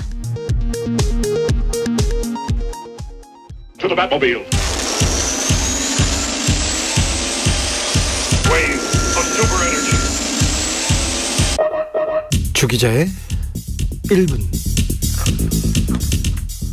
경찰이 이재명 더불어민주당 대표 장남의 성매매 의혹과 관련해서 재수사에 나섰습니다. 유튜브 채널 가로세로 연구소가 고발한 사안으로 지난 10월 경찰은 불송치 결정을 내렸습니다.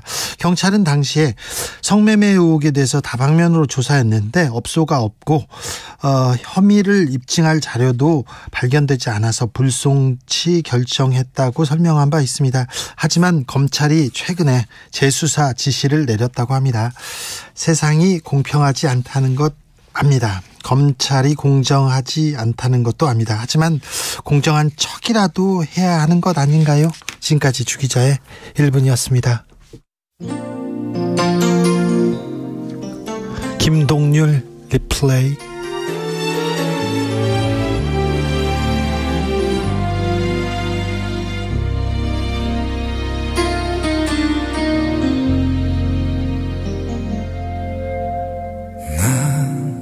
요즘 가끔 딴 세상에 있지 널 떠나보는 그날 이후로 멍하니 많은 널 생각해서 한참 그러다 보면 짧았던 우리 기억에 나의 바람 더해줘 막 뒤엉켜지지 그 속에 나는 항상 어쩔 줄 몰랐지 눈앞에 네 모습이 겨웠어 불안한 사랑을 만나면 흩어 없어질까 한달했던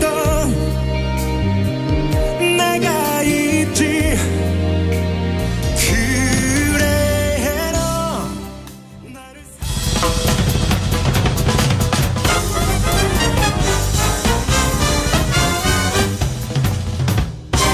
훅 인터뷰. 훅 인터뷰 이어가겠습니다. 윤석열 대통령 연일 강조하고 있는 3대 개혁 중에 최우선 순위 노동개혁인데요. 윤 대통령이 강조하는 노동개혁의 의미는 무엇인지, 왜 지금 노동개혁 강조하는지 고용노동부 이정식 장관에게 직접 물어봅니다. 장관님 안녕하세요. 예, 안녕하십니까. 네, 새해 복 많이 받으십시오. 예, 새해 복 많이 받으십시오. 네, 자, 윤석열 정부가 추진하는 노동개혁 구체적인 목표가 뭡니까? 목표는 좋은 일자리를 많이 만들 수 있는 조건을 만들겠다. 지속 가능한 노동시장이나 노사관계를 만들겠다. 사회적인 약자를 두텁게 보호하는 한편 노동시장, 노사관계에서 이중구조를 줄여서 사회적인 갈등을 최소화하고 통합을 높이겠다. 이런 측면으로 볼 수가 있는데요. 네. 그 방향은 그 법치주의를 노사 막론하고 현장에서 확립해서 노사관계가 예측 가능하고 안정성 있게 하자. 네. 그리고 현실에 안 맞고 획일적으로 경직성이 강한 노동규범을 글로벌 스탠다드에 맞게 현대화해서 노사 모두의 선택권을 높여주고 능동적으로 시장 변화에 대응하게 하자. 마지막으로는 궁극적으로는 공정한 시장 노사관계를 만들기 위해서 이중구조, 양극화를 줄여보자. 이런 건데 한마디로 말씀드리면 네. 모든 국민을 위해서 양질의 일자리를 창출하고 노동자들의 삶의 질을 높이고 기업의 활력을 제고하고 혁신을 뒷받침하겠다. 이게 목표가 되겠습니다. 네. 그런데요, 모든 개혁 중에 노동개혁이 최우선이라는데 왜 지금 노동개혁입니까? 지금 지체된 개혁이라고 볼 수가 있습니다. 진작에 했어야 되는데 네. 과거에 몇 번 시도를 했습니다만은 핵심적이고 본질적인 이중구조를 해결하지 못했습니다. 그리고 법, 제도, 의식 관행이 변화된 환경에 맞아야 되는데 네.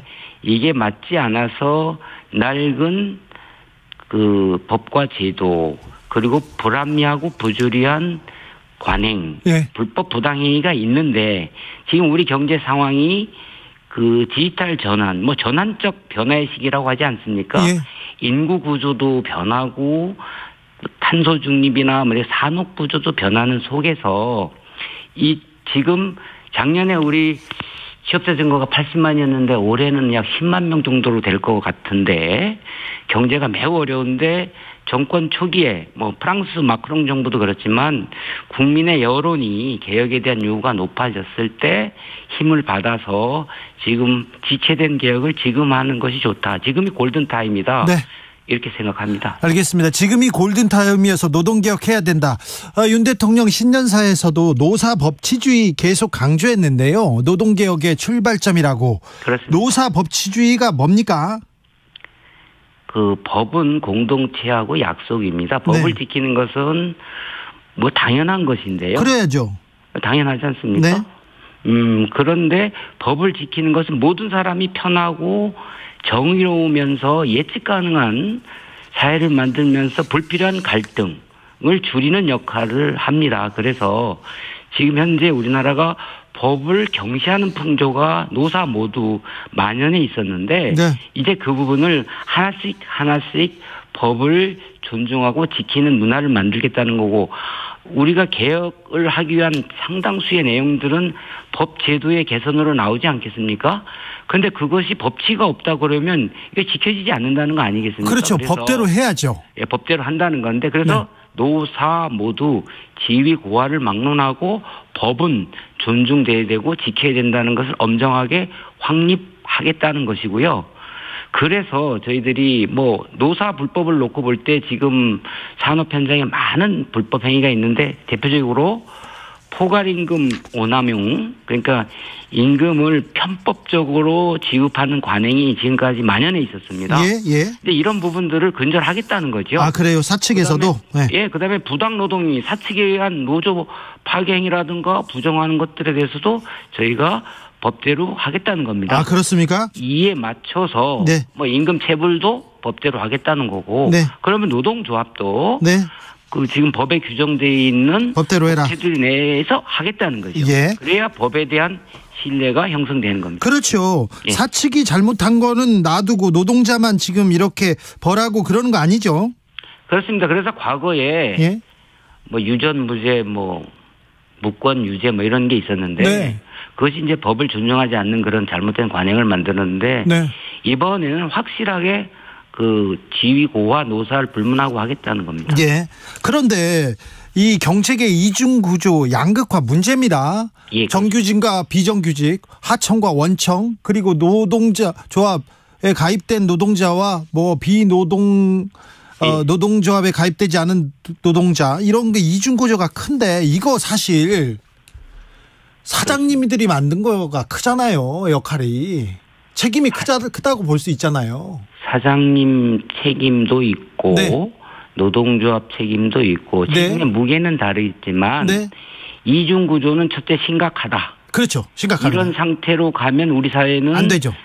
지속 가능하지 않다. 예. 단적인 예로 대기업, 그다음에 정규직, 비정규직, 노조, 무노조 네. 여러 형태로 그 뭐 동일 노동, 동일 임금도 안 되고 네. 공정하지 않다. 네. 이렇게 볼 수 있는데 대기업 정규직을 100이라고 했을 때 중소기업 그 비정규직은 뭐 50에서 뭐 45 뭐 이 정도 된다. 이건 부당하지 않습니까? 그렇죠. 그래서 같은 노동을 하는데 이게 예. 어떻게 된 거냐면 세상 일이라는 게 뭐 어느 한 사람의 잘못만으로 된 건 아니고 예.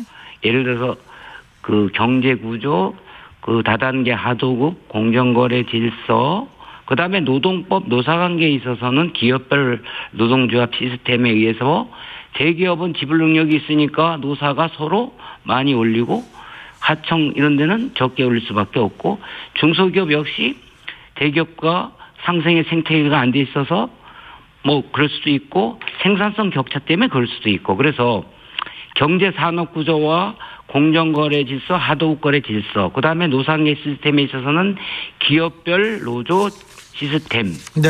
네, 이런 것들이 서로 맞물려 있고 마지막으로 그러면 노동운동이나 노사관계 시스템이 있을 때 우리가 연대임금 얘기하지 않습니까? 예. 연대임금이라는 게 좀 같이 없는 데랑 어려운 데랑 같이 가자 이런 건데 좀 사정이 좋은 데는 임금을 적게 오르고 사정이 어려운 데는 좀 많이 올릴 수 있는 이런 노동조합 측에서의 자주적인 노력들 많은 데서 시도가 되고 있지만 현실적으로 어려운데 이게 어우러져서 이런 결과가 나온 건데 이것을 개선하기 위한 제도, 정책, 관행들을 저희가 개선하겠다는 겁니다. 네, 알겠습니다. 장관님 그런데요. 한 달 전이었습니까? 몇 달 전에 대우조선 해양 사태로 저희 주진우 라이브에 출연해서 이렇게 조선업 상생협의체 구성하고 지금 노동자도 잘 다독이겠다 얘기했는데 그때 노동자가 요구한 게 한 달 임금이 고작 200만 원 수준입니다. 20년 넘게 숙련된 노동공인데 비정규직이라는 이유로 하청이라는 이유로 그래서 5년 전에 조선업 불황기 때 삭감했던 임금 좀 회복해달라 이렇게 파업에 나섰는데 결국 이루어지지 않고 이 사람들한테 470억 손배소 청구했어요. 이거 너무 현실이 너무 좀 비참한 거 아닙니까?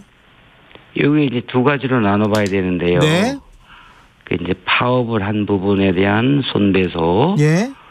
그 다음에 옛날에 잘 나갈 때에서 이제 못 나갔을 때 임금이 많이 줄어들었을 때 회복해달라. 네. 이 두 부분인데 우선 그 문제가 불만이 있고 요구가 있어서 그 요구를 관철하기 위해서 파업에 나섰죠. 파업도 하고 그것에 따른 그 불법 행위에 대한 손배가 지금 문제가 되는 거 아닙니까? 네. 근데 이제 내가 불만이 있고 문제가 있다 그랬을 때 남한테 피해를 주고 손해를 끼치면서 하면 안 된다는 것이 기본적으로 공동체의 약속이고 법치주의의 그 정신인 거죠. 네네. 그러니까 불법에 대해서는 책임을 지라는 거죠.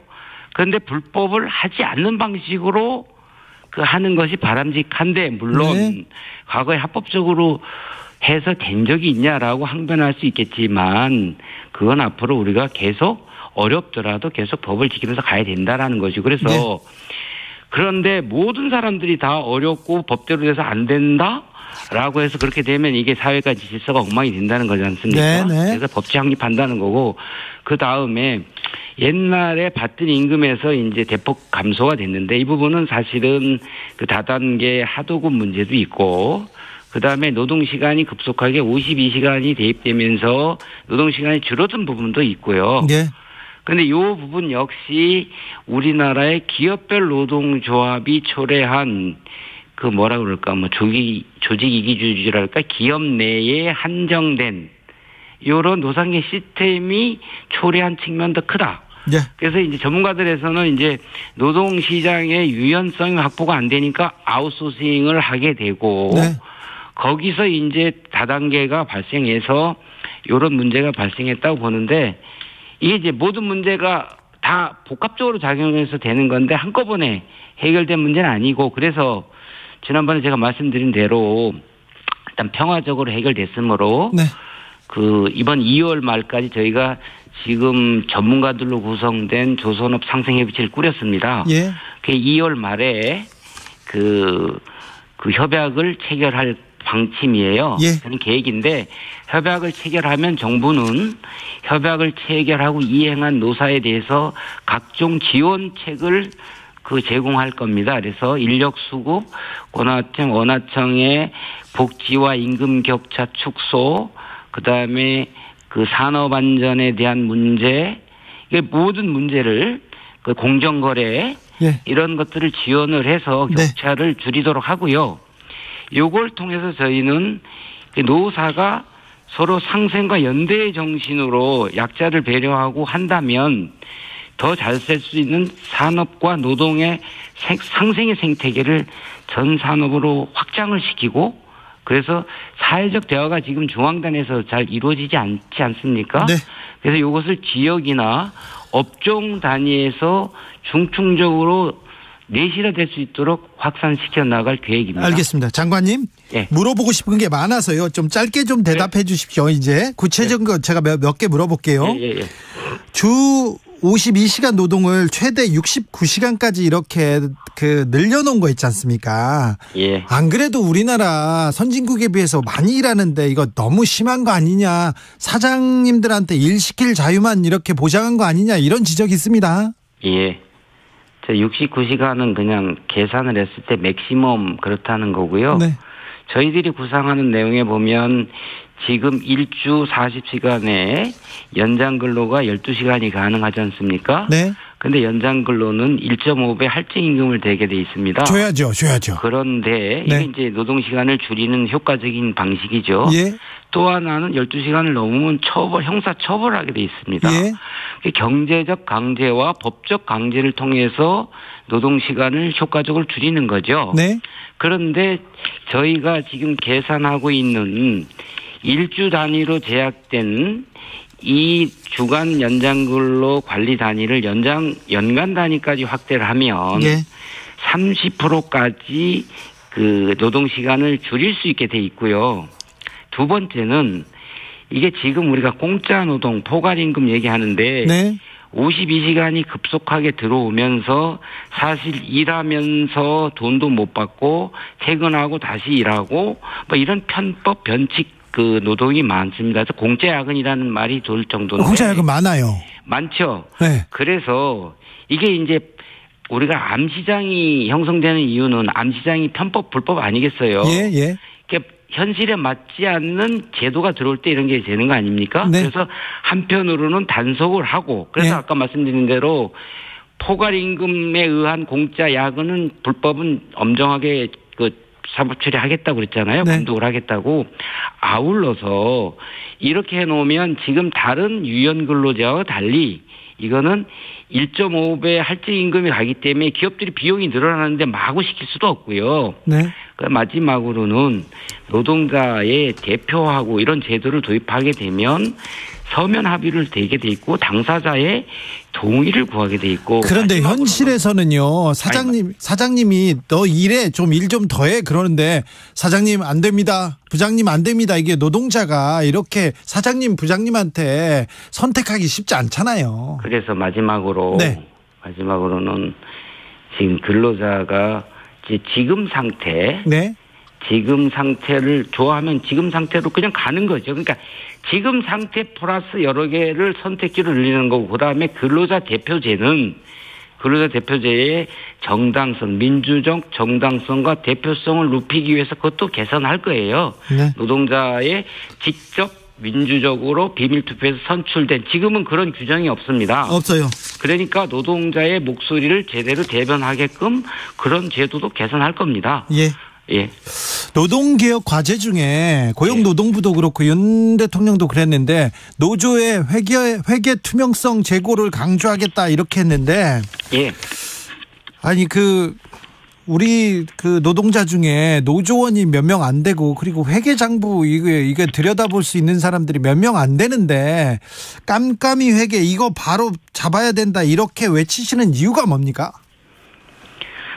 우선 지금 우리나라 노동조합 조합원이 300만입니다. 네. 그리고 조직률이 14.2%고 과거와 달리 우리가 ILO 기본협약을 비준하면서 글로벌 스탠드에 맞게 노동기본권을 법 테두리 내에서 행사하면 충분히 보장을 하고 있습니다. 예. 우리 사회에서 가장 큰 정치사회적 조직이 노동조합이라고 볼 수가 있겠죠. 그렇습니까? 그래서 높아진 사회적 위상과 영향력에 걸맞게 국제적으로 요구되고 있는 투명성, 윤리성, 이거 모든 조직에 요구되고 있는 추세 아닙니까? 네. 이걸 하라는 거고, 네.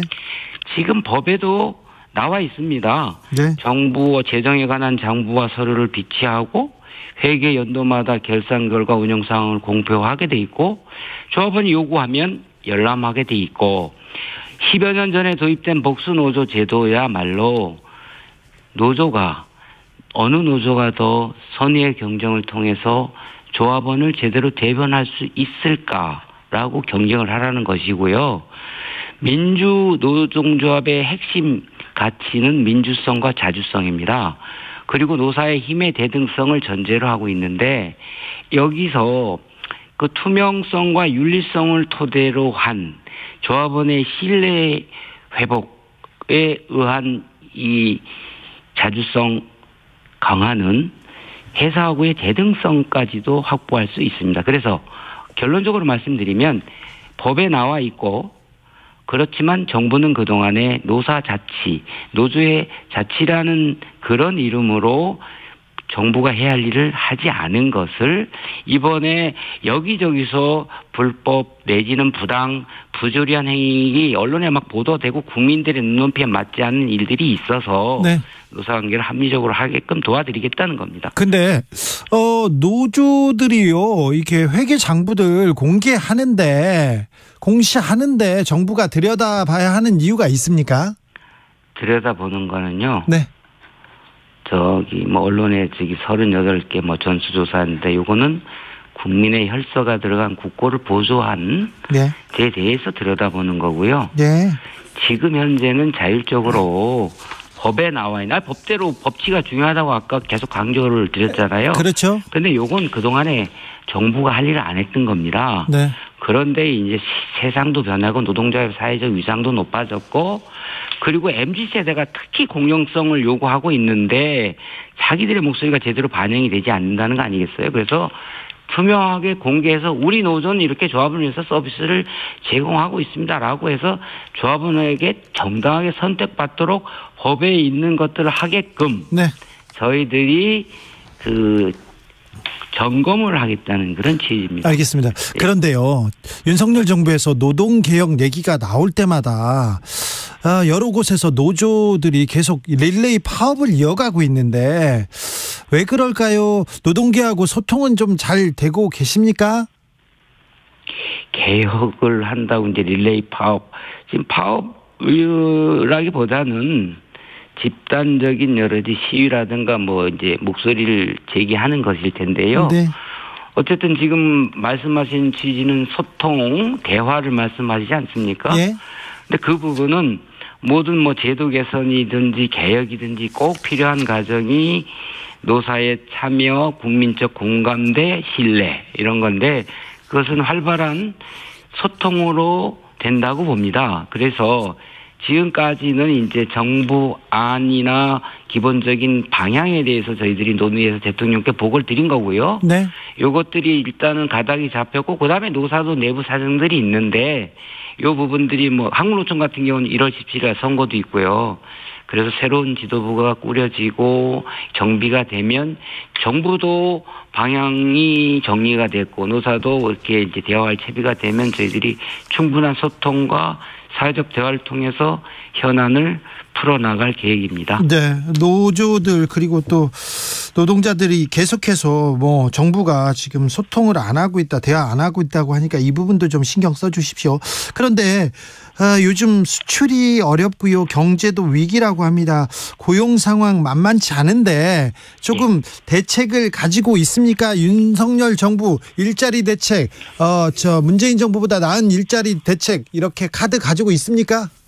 예, 아까 말씀드렸던 것처럼 노동개혁, 노동시장 이중구조 이런 것도 결국은 지속가능한 노동시장 노사관계 양질의 일자리 창출을 위해서 한다고 했는데 말씀하신 것처럼 금년도 주요 국책 연구기관에서 경기가 어려울 거다. 취업자 증가도 작년 80만 명에서 금년에는 10만 명 내일 거다 하고 있는데 정부는 대통령께 업무 보고한 것처럼 범정부 일자리 TF를 구축해서 노동시장 상황을 상시적으로 모니터링하고 있습니다.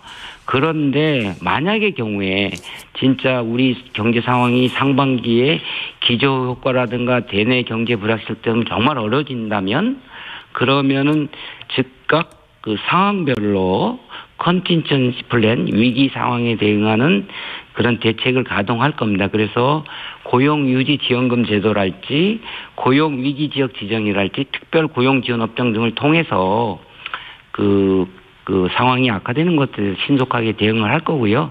그 지금도 이제 구인난을 겪고 있는 이게 양쪽으로 이제 극단적이 되고 있는데 이런 부분들에 대해서는 지금 필요한 것이 핵심 인력을 신속하게 양성해서 공급하는 것과 아울러서 맞춤형 취업 지원 대책을 마련하는 거 아니겠습니까? 그래서 그런 부분들도 지금 차질 없이 하고 있고 계획하고 있다고 말씀드리겠고, 마지막으로 이런 정부의 정책을 담아서 1월 중에 고용정책 기본 계획을 발표할 예정입니다. 네, 알겠습니다. 예. 말씀 감사합니다. 예, 감사합니다. 고용노동부 이정식 장관과 이야기 나눴습니다. 교통정보센터 다녀오겠습니다. 이승미 씨. 네, 이 시각 교통정보입니다. 경부고속도로 서울 방향으로 오산 일대 사고로 막힙니다. 지금 오산 나들목 부근 2차로에서 사고 처리 작업 진행되고 있고요. 3km 구간 정체됩니다. 이후로는 수원과 죽전 휴게소 부근에서 속도가 안 나고요. 또 수도권 제일순환고속도로 진출한 차량이 많다 보니까 판교분기점 부근 3, 4차로에서 진출로 쪽으로 정체가 되고 있습니다. 달래내 고개부터는 한남까지 막히고요. 영동고속도로 인천 방향으로 용인휴게소 부근에서 사고 있었습니다. 여기는 처리 작업 정리됐는데요. 여파는 조금 더 늘었습니다. 양지에서 용인휴게소까지 5km 구간 막힙니다. 이후 동수원에서 부곡까지 둔대분기점에서 반월터널 사이 정체되고요. 군자분기점부터는 서창분기점까지 막힙니다. 서울시내 내부순환도로 성산 방향으로 먼저 월곡램프에서 기름램프까지 정체되고요. 성산램프 부근 2차로에서 사고 나서 홍제램프부터 밀립니다. 반대 성수 방향은 성산램프에서 홍지문 터널까지 정체입니다. KBS 교통정보센터였습니다.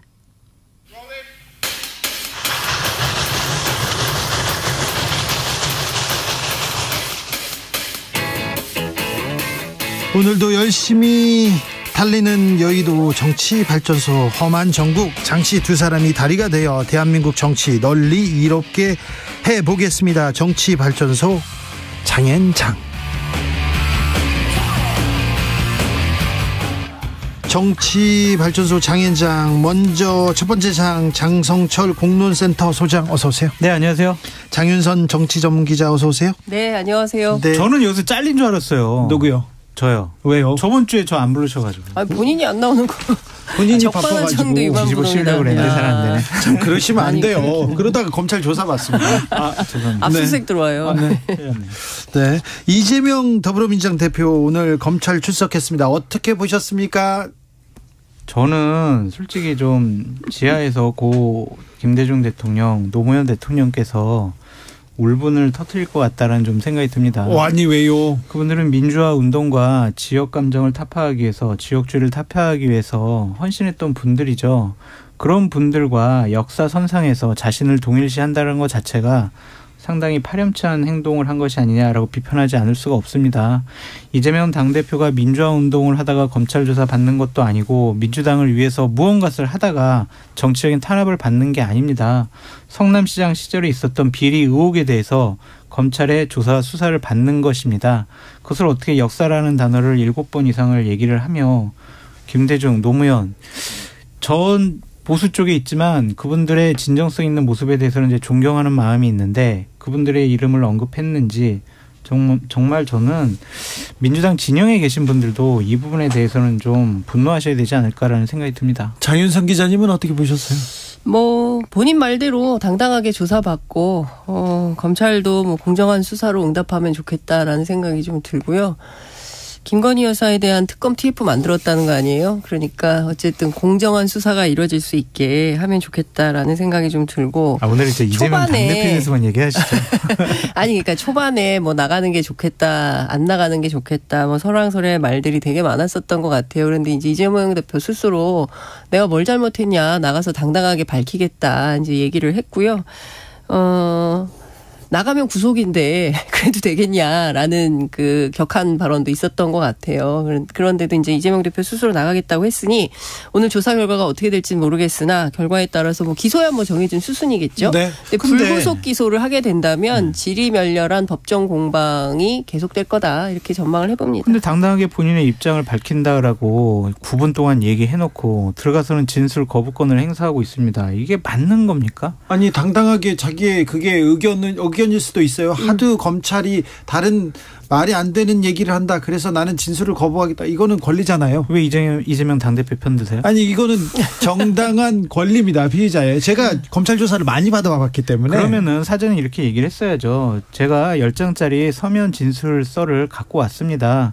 이 부분에 대해서 검찰에 제출을 하고 검찰이 저를 뭐 억지로 얽기 위해서 여러 가지 질문을 할 건데 거기에 대해서는 제가 진술 거부권을 행사하도록 하겠습니다라고 얘기를 해야죠. 그거 안 하고 나는 정정당당하게 다가가서 밝힐 거다 말하겠다라고 얘기해놓고 아무 말도 안 하고 가만히 있다라는 것은 나는 재판정에서 나의 유무죄를 그렇죠. 다툴 거야. 예, 그 얘기죠. 그리고 불리하게 작용될지도 모르기 때문에 난 진술 안 할래. 이런 거거든요. 아니 근데 그 얘기는요. 초동부터 검토됐던 사안이고 실제로 민주당 법률위원회에서 하나의 전략으로 제시했던 안이기도 해요. 출석은 하되 진술 거부권을 행사한다.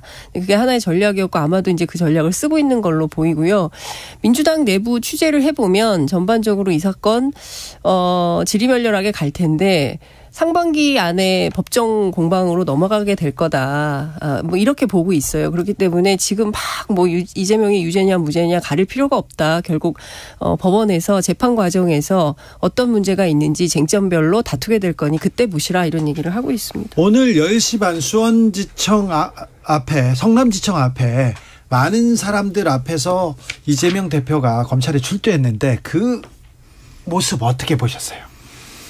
본인은 어쩔 수 없는 선택이었겠죠. 본인은 잘못한 것이 없다, 억울하다. 그러한 입장을 표명하고 싶었을 것 같습니다. 그리고 역사 속에서 자신은 민주당 계열의 중요한 정치 지도자들과 마찬가지로 정권의 탄압과 핍박을 받는 사람이다라는 이미지를 주고 싶어 했던 것 같아요. 뭐 그것이 옳았느냐? 뭐 잘못된 선택이었느냐 그거는 판단할 필요가 없을 것 같아요. 왜냐하면 제가 참모라도 이재명 당대표의 참모라도 그렇게 본인의 입장을 강하게 얘기하시는 게 좋겠다라고 저는 얘기했을 것 같아요. 근데 하지만 많은 민주당의 의원들이 병풍처럼 뒤에 서 있는 모습은 그렇게 썩 보기 좋지 않았습니다. 아까도 거듭 말씀드리지만 이재명 당대표의 성남시장 시절에 있었던 개인적인 비리 의혹과 민주당 의원들과 민주당이 동일시되는 현상들은 민주당에게 진보 진영에게 결코 좋지 않아 보인다라고 말씀드립니다. 근데 원래 뭐 본인하고 변호인하고 지도부는 나간다고 했었어요. 그리고 살펴보니까 이해찬계 의원들 몇 명하고 그리고 본인 성남시장 할 때 성북구청장 했던 김영배 의원 뭐 이런 정도가 나갔던 것 같더라고요. 그러니까 막 그렇게 막 대거 출동했던 것은 아니다. 그러니까 그거 플러스 뭐 지지자들이 나와서 예컨대 보수 진보 양쪽으로 민주당 지지자 국민의힘 지지자 나눠서 집회가 더 큰 사실상 선거전을 방불케 했다. 기자들이 그런 보도를 쓰고 있던데요. 40명 의원 나갔다고 그러지 않았어요? 그렇게 많은 것 같지는 않더라고요. 근데 전반적으로 보면 그래서 제가 굉장히 부글부글 하고 있겠구나. 민주당 의원들이 이 사태에 대해서 어떻게 생각하나 해서 오늘 쭉 그 국회의원 회관 취재를 좀 다녔거든요. 근데 분위기가 꼭 그렇지만은 않더라고요. 그러니까 무덤덤해요? 뭐 무덤덤하다기보다는 원래 그렇게 되려고 했던 거 아니야? 라는 식의 반응이었고 그리고 소위 민주당의 주류라고 할 수 있는 수도권 586들의 기본 정서는 좀 지켜봅시다. 그리고 결국에는 법률적으로 다툴 텐데 뭐 급하게 그러냐 이런 얘기를 하고 있었습니다. 그러니까 생각보다는 담담하더라. 이런 얘기를 할 수 있을 것 같아요. 국민의힘으로 가볼까요? 벌써요? 네. 나경원 전 의원이 대통령실에 대통령께 심려 끼쳐 죄송하다면서 사의를 표명한다 이렇게 사의를 전달했다고 했는데 대통령실에서 우린 들은 바 없다 이렇게 얘기했어요. 이게 뭔가 꼬이긴 엄청나게 꼬인 것 같습니다. 글쎄 말이에요. 김대기 비서실장에게 문자로 나는 그만둘게요라고 했는데 김대기 비서실장은 연락받은 거 없는데요 이런 식으로 얘기를 했는데 진위 여부는 좀 파악을 해야 될 것 같은데 뭐 나경원 부위원장이 사의 표명 안 하고 했다라고 하기에는 좀 그거는 좀 말이 안 되는 것 같다라는 좀 생각이 들고 사의 표명을 했다라는 것은 나 당대표에 출마할 거야 결심이 섰어 타이밍만 보고 있어라는 의지의 표현이 아닌가라는 생각이 듭니다. 네. 뭐 실제로 그런 얘기가 많이 돌고 있는 것인데요. 근데 과연 정말 출마할 수 있을까에 대해서도 퀘스천 마크가 찍혀 있는 게 사실이에요. 실제로 상당히 불쾌해. 대통령실이라고는 좀 그럴 것 같다. 대통령 자체가 주말부터 대통령실 주변에서 계속해서 나경원 전 의원을 때리는 비판하는 그 수위 높은 목소리가 계속 나옵니다. 그렇습니다. 저출생과 관련된 정책에 대한 것뿐만 아니라 여의도 정치권 일각에서는 나경원 전 의원의 주변 주변에 있었던 여러 가지 사건들을 개인적인 뭐 이런 얘기들이 털릴 수 있다. 그러니까 가장 좀 치졸한 방식의 방법이 나올 수도 있겠다라는 얘기가 나오고 있습니다. 근데 그게 이제 일종의 설마요. 그럴 리가 없겠죠. 설마 그럴 리는 없을 거라고 생각하는데 대통령실 분위기는 상당히 격앙돼 있다는 겁니다. 그러니까 나경원 전 의원이 당대표에 출마할 거면 아예 처음부터 저출산 고령사회위원회 부위원장과 기후위기 대사를 받지 말았어야 됐다. 왜 그걸 받고 당대표도 고민하냐. 양손에 떡 들고 고민하면서 이른바 대통령을 자기 정치에 활용하는 거 아니냐. 있을 수 없는 태도다라는 비판이 나오는 것이고요. 실제로 그 문제에 대한 뭐 분노 뭐 이런 것들이 있다는 거 아니겠습니까? 저는 그러니까 지금 나경원 부위원장의 출마 여부를 놓고 대통령실에서 보이는 저러한 반응들이 정말 너무나 비상식적이고 비합리적이고 비민주적인 일들이 여권에서 지금 벌어지고 있다라고 비판하지 않을 수 없어요. 네, 가지치기 하는 것 같아요. 윤핵관 아니니까 정리하는 것 같아요. 룰 바꾸더니 이제 얘도 안 돼, 쟤도 안 돼. 그런 거 아닙니까? 그러니까 민심 1등 유승민 출마 못하게 당원당규 개정해. 당심 1등 나경원 출마 못하게 압박을 가해. 결국에는 윤심 1등 이 사람만 당대표로 만들겠어. 그러니까 김기현 의원 딱 놓고 그냥 찬반 투표를 하거나 OX로 딱 결정을 하거나 이런 방식으로 하는 게 맞다. 이런 비판도 나오죠. 제가 이명박 정권, 박근혜 정권 다 경험을 해봤지만 그 당시에도 자신들이 만들고자 하는 당대표에 대해서 말 못했잖아요. 적은 있어요. 그래도 이렇게 노골적이지 않았죠. 그런데 경쟁자 후보를 너 출마하면 가만 안 둘 거야 하면서 룰 바꾸고 협박을 하고 이런 적은 처음인 것 같습니다. 왜 이렇게 됐는지 저는 그러니까 이해가 되지 사실 않아요. 정치권 안에서는 이명박 박근혜 때보다 더하다. 네. 그래서 거의 그런 얘기가 계속 나오잖아요. 그럼요. 전두환 정권급이다. 뭐 이런 얘기들이 나오고 있는 거거든요. 그러니까 민주정당으로서 아니 거의 그런 아니 이렇게 주저앉힌 적이 없잖아요. 출마 자체를 못하게. 아직 나경원 위원장 주저앉지는 않았으니까. 아니 물론 출마할 수도 있고 안 할 수도 있고 뭐 그 가운데서 뭐 고심 중인 걸로 보입니다. 그렇지만 대통령실 주도로 전당대회에 이렇게 노골적으로 개입하는 것에 대해서는 그냥 뭐 그럴 수 있어요라고 넘길 수 있는 수준이 아니에요. 그건 아니에요. 네. 근데 당 안에서 저는 너무 조용하고 눈치만 보고 아무도 문제 제기를 안 하고 있다는 것 자체가 저는 굉장히 큰 문제라고 생각합니다. 누군가 얘기를 해야 되는데 전화 통화하면 세게 얘기해요. 그런데 밖에 대고 얘기를 안 하죠. 익명으로만 얘기합니다. 공천 때문에 그렇죠. 괜히 용산에 밑보이면 나 공천 못 받을 거야. 그러면 나는 재선되거나 삼선될 그럴 기회조차도 나는 박탈이 돼. 그래서 나는 그냥 조용히 있는 게 낫겠어. 눈치나 좀 보자. 누가 당대표 되면은 그 당대표한테 그냥 충성하고 윤석열 대통령한테 다른 소리 하지 않겠어. 그래야 내가 오래 살 수 있는 길이야라고 의원들이 생각을 하고 있는 것 같아요. 그러니까 생계형 정치인 그냥 직업으로서의 정치 수준도 안 되는 겁니다. 아니 그렇게 국민의 세비를 받으면서 일하시는 분들이 대통령 눈치 보면서 본인의 정치 생명만 연장하겠다는 방식으로 하는 게 과연 맞나요? 윤심만 보고 가면 결국 민심의 심판 받을 텐데요. 본인은 그렇게 생각 안 해요. 이재명 당대표 사법 리스크 봐라. 곧 구속당하고 체포당하고 민주당은 비리 집단으로 몰아붙일 거야. 민주당 의원들 몇 명 더 조사해야지. 그렇게 되면 국민들이 민주당 지지하겠어? 민주당 의원들을 안 뽑을 거야.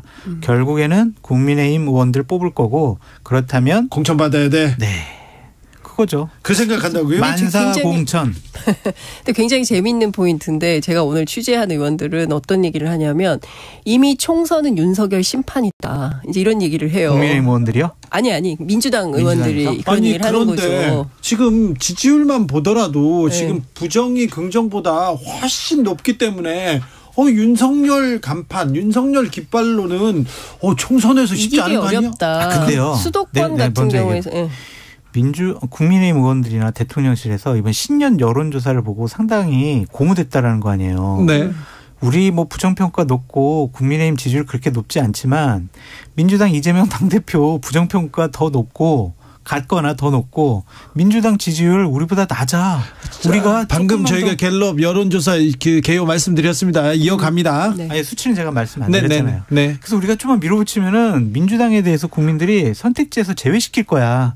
그러니까 우리 대통령한테 충성해야 돼. 그렇게 생각하고 있는 것 같아요. 근데 뭐 오늘 보신 것처럼 이게 지금 계속 대선 연장전이거든요. 네. 이게 안 끝납니다. 0.73% 차이로 됐기 때문에 민주당도 국민의힘도 서로 승복하지 않는 거예요. 그러니까 서로 인정하지 않습니다. 그러니까 협치나 타협이나 이런 건 기대하기가 매우 어려운 상황이고 이 분위기는 총선까지 계속 간다고 보는 거고 민주당은 이제 이재명 대표가 오늘 동뜬 대로 앞으로는 이제 윤석열 심판론 가지고 세게 붙어서 가겠죠. 근데 거기에 맞불을 또 국민의힘은 놓겠죠. 그 사이에서 소위 얘기하는 반윤 비민 그러니까 이른바 중도층이라고 하는 국민들은 정치 혐오로 확 빠지겠죠. 그러니까 제일 중요한 포인트는 윤석열 대통령에 대해서 그냥 싫다. 라고 판단하는 60% 콘크리트 반대파 이 사람들이 어떤 결정을 하느냐에 따라서 굉장히 민심의 향방이 달라질 수 있다 이렇게 볼 수 있습니다. 오르신 말씀이에요. 그러니까 대통령실과 윤핵관들이 지금 생각하고 판단하고 있는 2024년 총선 판세는 착각일 수가 있다. 이 구도로 나쁘지 않다고 생각하는 것 같아요. 그런 것 같아요. 지금 괜찮다고. 네. 그러니까 이제 말도 안 되는 김장연대 만들어가지고 5등 후보를 1등 만들려고 무리수를 두는 거 아니겠어요. 그러니까 본인들이 권력과 조직을 갖고 있기 때문에 민심과 단심을 변화시킬 수가 있다. 우리 뜻대로 이끌 수 있다. 윤석열 대통령은 윤핵관 후보를 당권 대표로 만들 수 있을까요? 저는 그 기획은 통하지 않을 거라고 봅니다. 예, 왜냐하면 그동안 윤핵관이 했던 기획이 잘 된 게 없어요. 그러니까 성과적으로 윤핵관 기획이 성공한 게 뭐가 있어요. 권성동 원내대표 정도인데 짧게 끝났습니다. 근데 예를 들면은 이제 유승민, 나경원 이 두 후보가 출마를 안 해버리면은 김기현, 안철수, 윤상현, 강신업 딱 이 4명이 붙잖아요. 그랬을 경우에는 그냥 김기현 의원 만들 수. 그런데. 네. 왜 말을 끊고 그래요? 편파적으로 진행합니다. 진짜. 유승민 네. 그리고 나경원 전 의원이 지금 그래도 민심이나 당심은 등에 업었잖아요. 네. 근데 출마를 하지 않을까요? 나경원 의원은 방금 전에까지 확인을 했는데 출마하려는 의지가 강하고 출마하겠다라고 하고요. 네. 기자들이 나경원 의원하고는 지금 통화가 안 되고 측근들에게 전화를 해보면 우리가 나간다고 출마한다고 쓰면은 오보야라고까지만 얘기를 하고 있대요. 네. 근데 하지만 나경원의 본심은 출마하겠다라는 생각을 붙인 것 같아요. 나경원 대표 저도 어제 통화를 잠깐 했는데 정말 잠깐 통화했습니다. 그러니까 입장을 밝히려고 하질 않아요. 그러니까 지금 상황에 대해서 굉장히 엄중하게 보는 것 같고요. 그렇지만 상당히 화가 난 눈치다. 왜냐하면 어찌됐든 그렇죠. 네, 대통령 며칠 동안 그렇게 두들겨 맞았잖아요. 예, 당한 것이고 결과적으로는 거의 그만두라는 태도 아니었습니까? 그러니까 뭐 결과대로 그만둔 거고 오늘 이철규 의원하고 만나서 무슨 얘기를 했는지 확인을 좀 해봐야 되겠지만 왜 출마하려고 그래요? 그냥 출마하지 마세요. 이렇겠죠. 그러니까 저는 근데 그것도 사실은 되게 웃기는 거예요. 이철규 의원은 국민을 대리해서 국회로 갔는데 대통령의 입장을 대신해서 나경원 전 의원을 만나서 얘기를 했다면 그것도 문제 아닙니까? 근데 나경원 의원의 처신도 썩 좋아 보이지 않아요. 왜 지금 이철규 의원을 왜 만나요? 눈치 보겠다라는 거 아니에요? 탐색하겠다는 거 아니에요? 아직도 뭔가 미련을 갖고 있다라는 그러한 표시입니다. 근데 당시 현장에 이제 두 SBS하고 연합 기자가 둘이 와 있었는데 그 대화 내용을 좀 들어보면 귀대기라고요? 네, 이렇게 얘기하면 귀를 대고 있어요. 어떻게 알고 여기로 왔냐 대단하다 기자들 뭐 이런 얘기를 하면서 중요한 포인트는 다 얘기를 안 했어요. 그러나 나경원 전 의원의 출마 문제를 가지고 논의한 걸로 보이는 대목이 상당히 있습니다. 오히려 이철규 의원이 상당히 얘기를 많이 풀을 했어요. 그러니까 내용을 종합을 해보면 출마에 상당한 관심이 있고 불쾌감도 가지고 있는 것 같고 나에 대해서 이렇게 할 수 있냐 이런 것이고 또 뭐 이철규 의원 같은 경우에는 대통령 뜻 혹은 대통령실 분위기를 전달했을 수도 있겠다라는 추론도 가능한 이런 상황이더라고요. 유승민 의원 같은 경우에는 출마할 타이밍과 명분 그리고 시점이 좀 늦어지지 않았느냐? 그래요? 아니 뭐 오늘 내일 대구에서 뭐 이런저런 행사도 하고 기자들도 만난다고 하고. 근데 지금 최근 일주일 동안 주도권을 나경원 의원한테 확 뺏겨버렸고 맞아요. 비윤의 네. 상징적인 인물 나경원이 돼버렸어요. 그런 측면이 있죠. 본인 같은 경우에는 계속 매일 생각이 바뀐다라는 것 때문에 과연 정치 지도자가 저렇게 결단하지 못하고 우왕좌왕하고 그런 모습이 과연 옳은 것이냐 좀 많이 실망을 주는. 근데 전반적으로 보면 국민의힘 내부가 상당히 혼돈스럽습니다. 지금 좀 정상적인 정당의 모습을 보여주고 있는 것은 아니에요. 그게 왜 그러냐면요. 지금 윤석열 대통령과 윤석열 대통령을 떠받치고 있는 이 정치 집단이 네. 헌정사상 유례를 찾아볼 수 없는 방식의 통치 스타일을 지금 보여주고 있어요. 그러니까 당황스러운 거예요. 의원들도. 어떻게 해야 될지 모르고. 그러니까 우리가 뭐를 분석을 하면은 어떠한 해결 방법이 나오는데 이것은 분석 틀에 넣어봤자 해답이 안 나와요. 그러니까 눈치만 보고 있는 거예요. 그러니까 결국에는 대통령실 혹은 대통령의 뜻대로 당을 운영하고자 그렇죠. 하는 뜻이 굉장히 강하다는 얘기인 거잖아요. 그러면 정상적인 민주정당이라면 대통령님 그렇게 하지 마십시오. 대통령실 개입하지 마라. 라고 세게 얘기를 하고 정당의 일은 정당끼리 알아서 하겠다라고 딱 선을 쳐야 되는 거 아닙니까? 근데 누구도 그 얘기를 안 하지 않습니까? 누구도.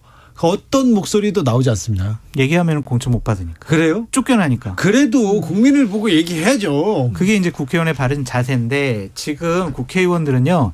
나는 배지를 못 따르면 난 사람이 아니야 이런 생각을 갖고 있어요. 그렇기 때문에 배지에 모든 것을 올인한 모습이다. 뭐 그건 이해는 돼요. 근데 사실 그 지금 국민의힘 의원 구성을 보면 대체로 공천을 받으면 당선되는 사람들로 구성이 돼 있어요. 왜냐하면 지난 총선에서 수도권 의석 121석 중에 17개밖에 못했기 때문에 이 사람들은 거의 발언권이 없습니다. 그리고 다음에 내가 공천을 받을 수 있을까? 이런 고민도 실제로 하고 있는 걸로 알고 있습니다. 그리고 윤석열 대통령이 원하는 당이 있는 것 같아요. 그러니까 검찰들 쭉쭉쭉쭉 공천 줘서 새로운 정당을 만들고 싶어하는 분위기도 있는 것 같고 그랬을 때 이 당에서 난 쫓겨날 수밖에 없다 이렇게 판단하는 분들도 있어서 소위 얘기하는 수도권 원외위원장들도 목소리를 못 내고 있다. 굉장히 사실 굉장히 불운한 정당의 모습을 보여주고 있다고 볼 수 있어요. 근데 전 이번 경선에 중요한 변수 중에 하나가 장제원 의원이라고 봐요. 장제원? 네, 장제원 의원에 대한 국회의원과 당협위원장들 당원들의 비호감도가 높거든요.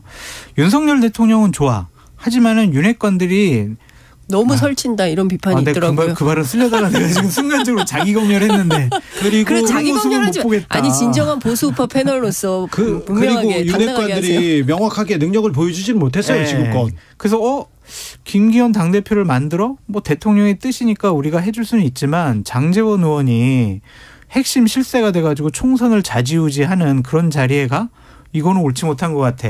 다른 국회의원과 당협위원장들이 그러면 장애권들만 챙기는 거 아니야? 우리는 공천 안 주겠네? 우리 안 챙길 거야. 이렇다면 적극적으로 밀지 않을 수도 있다. 비토할 수 있다라는 얘기가 나오는데요. 그게 뭐냐면 지난번 원내대표 선거했을 때 이용호 42표. 예. 그분들이 무슨 선택을 할지 모른다는 거예요. 그래서 안철수 캠프에서는 어부지리로 우리가 될 수도 있어요. 이런 얘기를 합니다. 2081님도 지적합니다. 안철수 의원하고 지금 김장연대 단일화하면 어떨까요? 이렇게. 네? 그건 아닌데. 안철수 의원이 김장연대로 단일화하면. 자, 김기현과 그러면 안철수 의원이 단일화한다고요? 네. 그럼 후보가 없어지잖아요. 그러면은 그냥 윤상현 의원하고 강신업 변호사가 그러면 그렇죠. 같이 되면 그건 말이 안 되는 거죠. 근데 사실 윤핵관들은 어떻게 얘기하냐면 안철수 의원에 대해서 그냥 단일화에 그냥 뭐라 해야 되지? 단일화, 그러니까 들러리?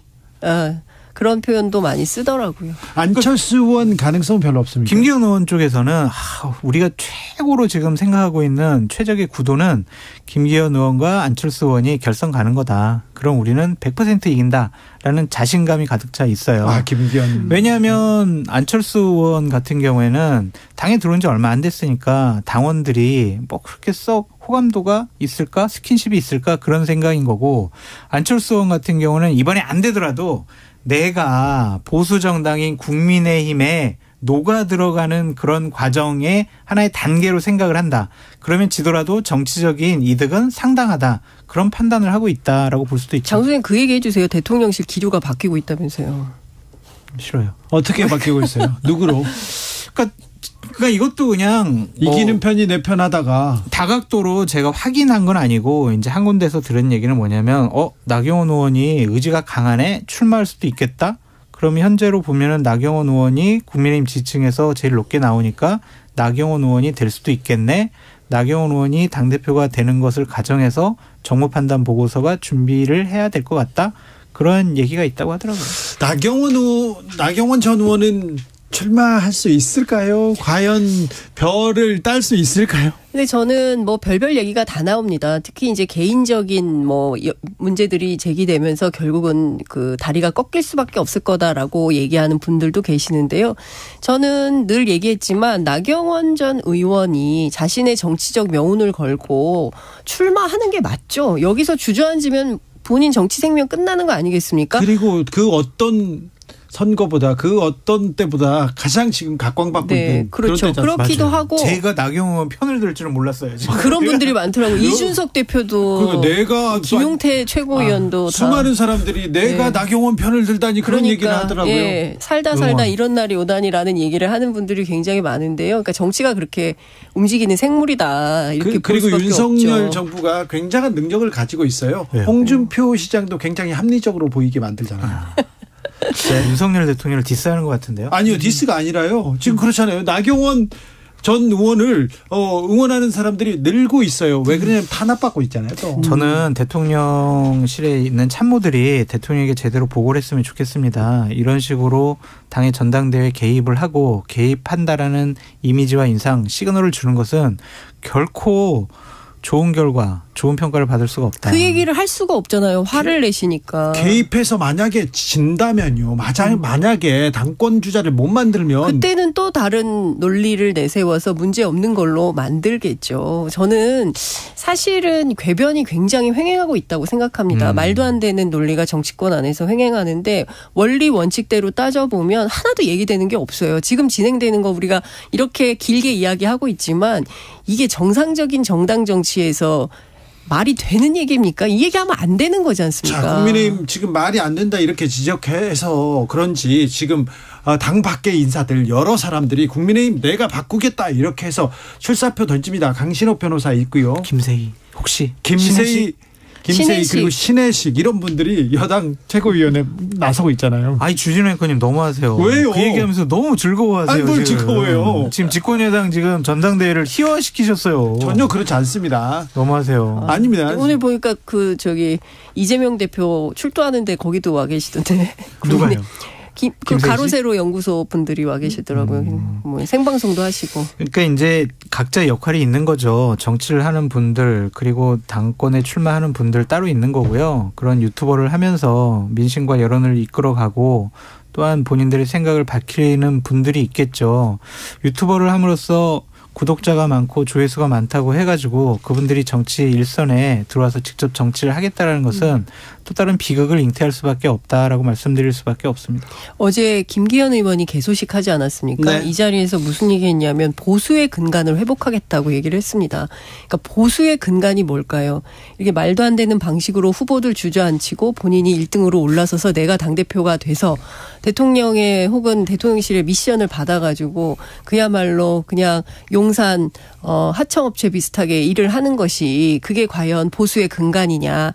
저는 이런 근본적인 질문을 보수우파 패널을 비롯해서 보수정당에 오랫동안 몸담고 있었던 다선 의원들이 진지하고도 근본적인 문제 제기를 당내에서 해야 된다. 워크숍도 하고 세미나도 해서 보수의 근간이 뭔지 바르고 분명하게 새롭게 정립해야 된다는 말씀 좀 드리고 싶습니다. 옳은 말인데 그럴 가능성이 점점 없어 보인다라고 말씀드릴 수밖에 없네요.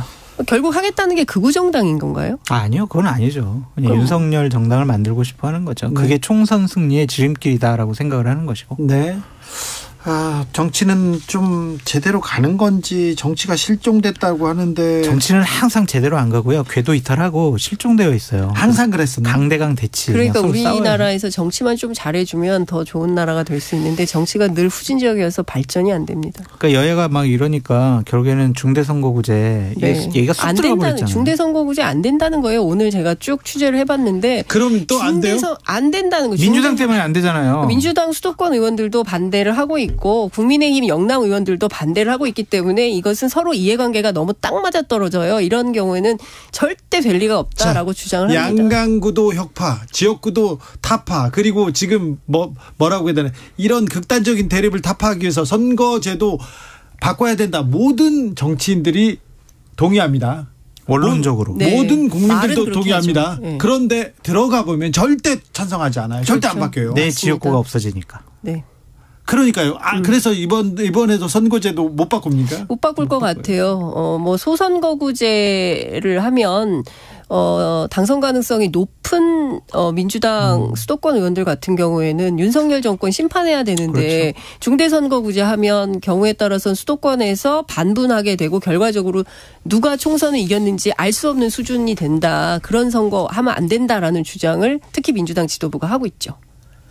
그러면서 그러면 어떻게 해야 되는 거예요? 안 해요? 그냥 안 할 것 같아요. 그냥 소선거구제 그냥 유야무야 이렇게 넘어갈 가능성이 매우 높다고 보여집니다. 바꿔야 된다면서요?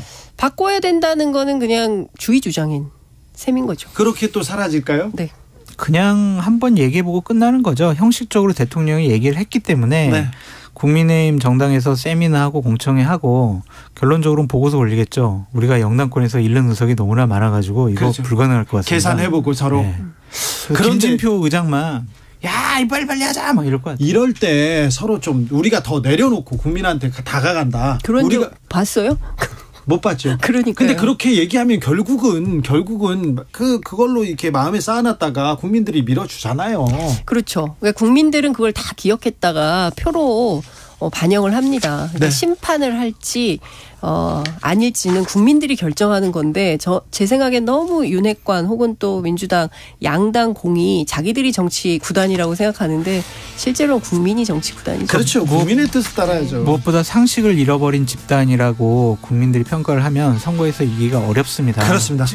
국민의힘의 모습이 그런 게 아닌가. 방금 윤 대통령 국정 운영에 대한 긍정평가 37%, 부정평가는 54%라고 지난 3일에서 5일 조사였습니다. 아까 저희가 개요는 말씀드렸습니다. 감사합니다. KBS 58분